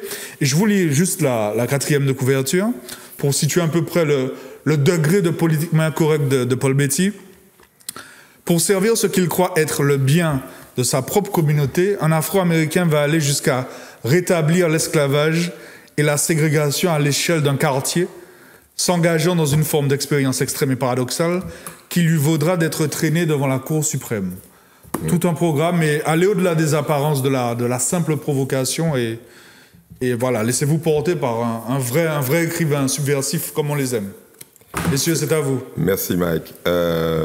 Vous permettez, Daniel Chaumet, que je présente une star de la musique antillaise, alors qui est victime régulièrement de moqueries ou d'ostracisme, et que moi je tiens à défendre absolument parce que c'est un vrai créateur musical. Donc le dernier album de Jean-Michel Cabrimol et La Mafia, il y a des gens qui vont me dire mais qu'est-ce que ça vient faire là? Écoutez-le et vous jugerez après. Et moi je tiens beaucoup à le soutenir. Alors en matière de bouquins, il y a un choc absolument fantastique, et je tiens à ce que toutes les bibliothèques martiniquaises aient ce bouquin Sexe, race et colonie, la domination des corps du XVe siècle à nos jours. À ne pas mettre entre toutes les mains, il y a ici l'expression de la sauvagerie coloniale au sens sexuel et au sens de la déshumanisation des corps, des cœurs, j'allais dire, et c'est une collection dramatique, noire, de l'exploitation sexuelle des peuples colonisés. Et ça, c'est fantastique. Il faut absolument que au moins toutes les bibliothèques martiniquaises aient ce livre. Alors, et puis je finis. Alors, je suis préposé au thriller. Oui. Donc, si vous n'avez pas envie de dormir, et que vous voulez probablement lire le meilleur thriller écrit depuis quelques mois, My Absolute Darling, à lire absolument. Et puis, on parle d'économie. On allait parler d'économie avant que Daniel Chaumet ne s'énerve sur le PNRM. Je plaisante. Pour ceux qui n'ont strictement rien compris à ce qui s'est passé en 2008 et qui ne savent pas que ça va recommencer, je recommande... alors là, le titre que vous voyez est en anglais. Ici, c'est « Comment une décennie de crise financière a changé le monde ». C'est Adam Tooze, qui est un écrivain, un économiste anglais, qui vous explique la crise des subprimes, la crise qui nous a heurtés. Il y a quand même 12 000 personnes qui ont perdu leur emploi en Martinique à cause de cette crise de 2008. Donc on est connecté. 2009 Non, je ne parle pas de 2009, je parle de 2008. 2009, c'est encore plus, mais on n'y reviendra pas. Si vous voulez comprendre ce qui s'est passé et les conséquences futures. Et nous passons la parole à... Juste un point aidé, parce que j'ai commis un petit oubli que je vais réparer immédiatement. Juste un mot sur la... Je ne sais pas si l'image va apparaître à l'écran, mais juste un mot sur le dernier numéro d'Antilla. Oui, tout à fait. Et sur sa une notamment qui... Ah oui, je vois l'image à l'antenne. Merci à la technique de réparer mon impair, qui est consacré, c'est un sujet qui a fait notamment l'actualité cette semaine, qui est consacré aux politiques mises en place par un certain nombre d'acteurs, que ce soit la Chambre de commerce, la mairie de Fort-de-France et aussi les commerces eux-mêmes, quant à la revitalisation et la redynamisation des centres-villes, du centre-bourg, et là, évidemment, singulièrement du centre-ville de Fort-de-France. Voilà, dans toutes les bonnes librairies, Monsieur Chaumet, c'est à vous. C'est à vous. En faisant court, hein, parce qu'il nous reste à peine 3 minutes. 3 minutes. Alors, enfin, j'ai été invité à cet exercice, mais je n'avais pas totalement saisi les règles. Alors, la technique peut suivre ? Oui, vous évoquez ce que vous voulez. Évoquez, ça va apparaître. J'ai amené trois CD. Alors le premier, c'est un CD de musique haïtienne, Jetix. Ah, ça nous rappelle des bonnes choses. Alors pourquoi je l'ai amené? Parce que c'est dans mon imaginaire. Hein, j'ai vécu aussi de 2 ans à 9 ans à Monaco, puisque mon père y était exerçait en tout cas une activité de footballeur professionnel. Et c'est le premier disque de musique haïtienne que j'ai découvert. Donc c'est mon premier retour au son. Le premier choc culturel. Avec un fameux titre Tête Canard. Bon. Et j'ai ça en tête. C'est un petit clin d'œil, voilà, que j'ai voulu faire. Le second, c'est un album de jazz, Chicorea, My Heart Spanish. Avec le fameux Armandos Rumba. Exactement, un double album qui a dû sortir en 78. Ouais, vous pouvez. Il est encore en vente. Ah oui, il est encore en vente, ça fait partie de la Bible des grands moments de jazz. Et mon père est un fanatique de jazz, et ça fait partie des premières mélodies que j'ai commencé à retenir. Après, pour rentrer dans des choses un peu plus ardues, hein, ECM, Garbarak et compagnie. Donc, c'est ma première rencontre, je vais dire, avec le jazz. Et puis, je crois que j'ai amené un album de Malavoie, c'est ça? La Plia? Ouais, bon, ça? Ouais, bon, quoi, ça, La Plia qui a tombé. Et parce que c'est un des premiers de Malavoie. Et c'est aussi c'était l'un des premiers morceaux qui m'ont fait me penser à un pays qui était loin de moi. Hein. Donc j'ai plutôt été dans l'affectif, hein, vous avez remarqué. Oui, on vous préfère comme ça en fait. Mais je suis fondamentalement comme ça. Et puis le dernier album que j'ai amené, c'est une chéroise, Jocelyne Bérois. Ah. Et Siro, c'est une femme qui a su exalter l'amour dans la chanson créole. Et c'est une artiste prodigieuse. Et je sais qu'on n'est jamais roi dans son pays. Et je pense qu'elle mérite une attention et une reconnaissance de par sa contribution, on va dire, d'artiste, d'interprète accompli. Et je tenais à faire ce clin d'œil parce que Jocelyne était vraiment... y compris les membres de Kassav, au-delà de ça, mais c'est une grande artiste, voilà, je tenais à faire ce clin d'œil. Puis j'en avais amené un dernier, mais mon coin n'est pas là. Je sais pas si... Tentez le coup. J'avais amené, je crois, Kassav, Jacob Desvarieux. Bon. Dis-moi aussi Képé. Alors pourquoi? Parce que en fait, c'est dis-moi sous Képé, sacrifier tout ça, ouais, mais... Vous chantez aussi? Oui, parfois, laissez tout ça, pour aller vivre de l'autre côté. Alors, cette émission, à mon avis, a un impact considérable. Pourquoi ce morceau? Vous savez, quand vous êtes étudiant à Toulouse, qu'il fait pas beau, qu'il fait un peu froid, tout ça, bon... Quand on pense à nos années d'études, on pense qu'au bon moment, hein, aux parties de belote, aux soirées, aux grandes fêtes, on oublie rapidement la dure. On oublie, parce qu'il a quand même fallu réussir à ces examens. On oublie la dureté de ce qu'a été parfois ces moments où, contrairement aujourd'hui, Adam Jounet, tout petit moment ni WhatsApp, toute autre qualité bagaille qui a fait que, je veux dire, les distances sont coupées, quoi. On appelait nos parents une fois par semaine, on avait 2 pièces de 5 francs, et le reste du temps, on pensait à eux, on écrivait, ça prenait une semaine. Et ce morceau, il a été pour moi comme une sorte d'antidote face au blues. Je pouvais avoir la plus grande tristesse du monde. Il pouvait faire nuit noire. Quand je mettais ce morceau à la fin du morceau, j'avais mes batteries rechargées. Alors peut-être que sans le savoir. Et c'est ça la puissance de l'art, hein, qu'il s'agisse de la lecture, de la peinture, de la musique. C'est pour ça qu'on fait cette rubrique d'ailleurs. Ce morceau a été mon antidote contre les moments de déprime et les moments difficiles quand j'étais étudiant loin de mon pays. Très bien. Eh bien, j'avais porté des ouvrages, mais bon, j'ai porté des Paulo Coelho, L'Alchimiste. On va s'arrêter là, si vous voulez bien. Je termine au moins sur celui-là, L'Alchimiste. Au moins celui-là. Qui est un... On ne présente plus Paulo Coelho, qui est un auteur sud-américain, brésilien, et qui est une sorte de fable... de la vie et de l'introspection au travers, de manière très naïve, hein, comment dirais-je, le narrateur fait partager ses expériences et finalement la richesse d'âme qu'il trouve dans chaque homme, et considérer que finalement chaque humanité porte en lui une part de lumière et une part d'espérance. Un best-seller absolu à lire absolument. Alors, Daniel Chaumet, Nonobstant nos petits échanges savoureux, nous vous remercions beaucoup. Je vous remercie aussi d'être venu partager ces moments. Mike, merci à nouveau. Merci à vous. Et puis merci à vous. Merci à vous de nous suivre. On n'a pas oublié tous les sujets, mais bon, c'est quand même. On a quand même partagé pas mal de choses. Merci de votre fidélité. Et puis retenez qu'il y a une rediffusion de cette émission le samedi matin et que cette émission est diffusée le dimanche entre 10h et 12h sur Zouk TV et que vous pouvez retrouver toutes les émissions sur YouTube. Merci et à très bientôt. Merci, bonne soirée, à très bientôt.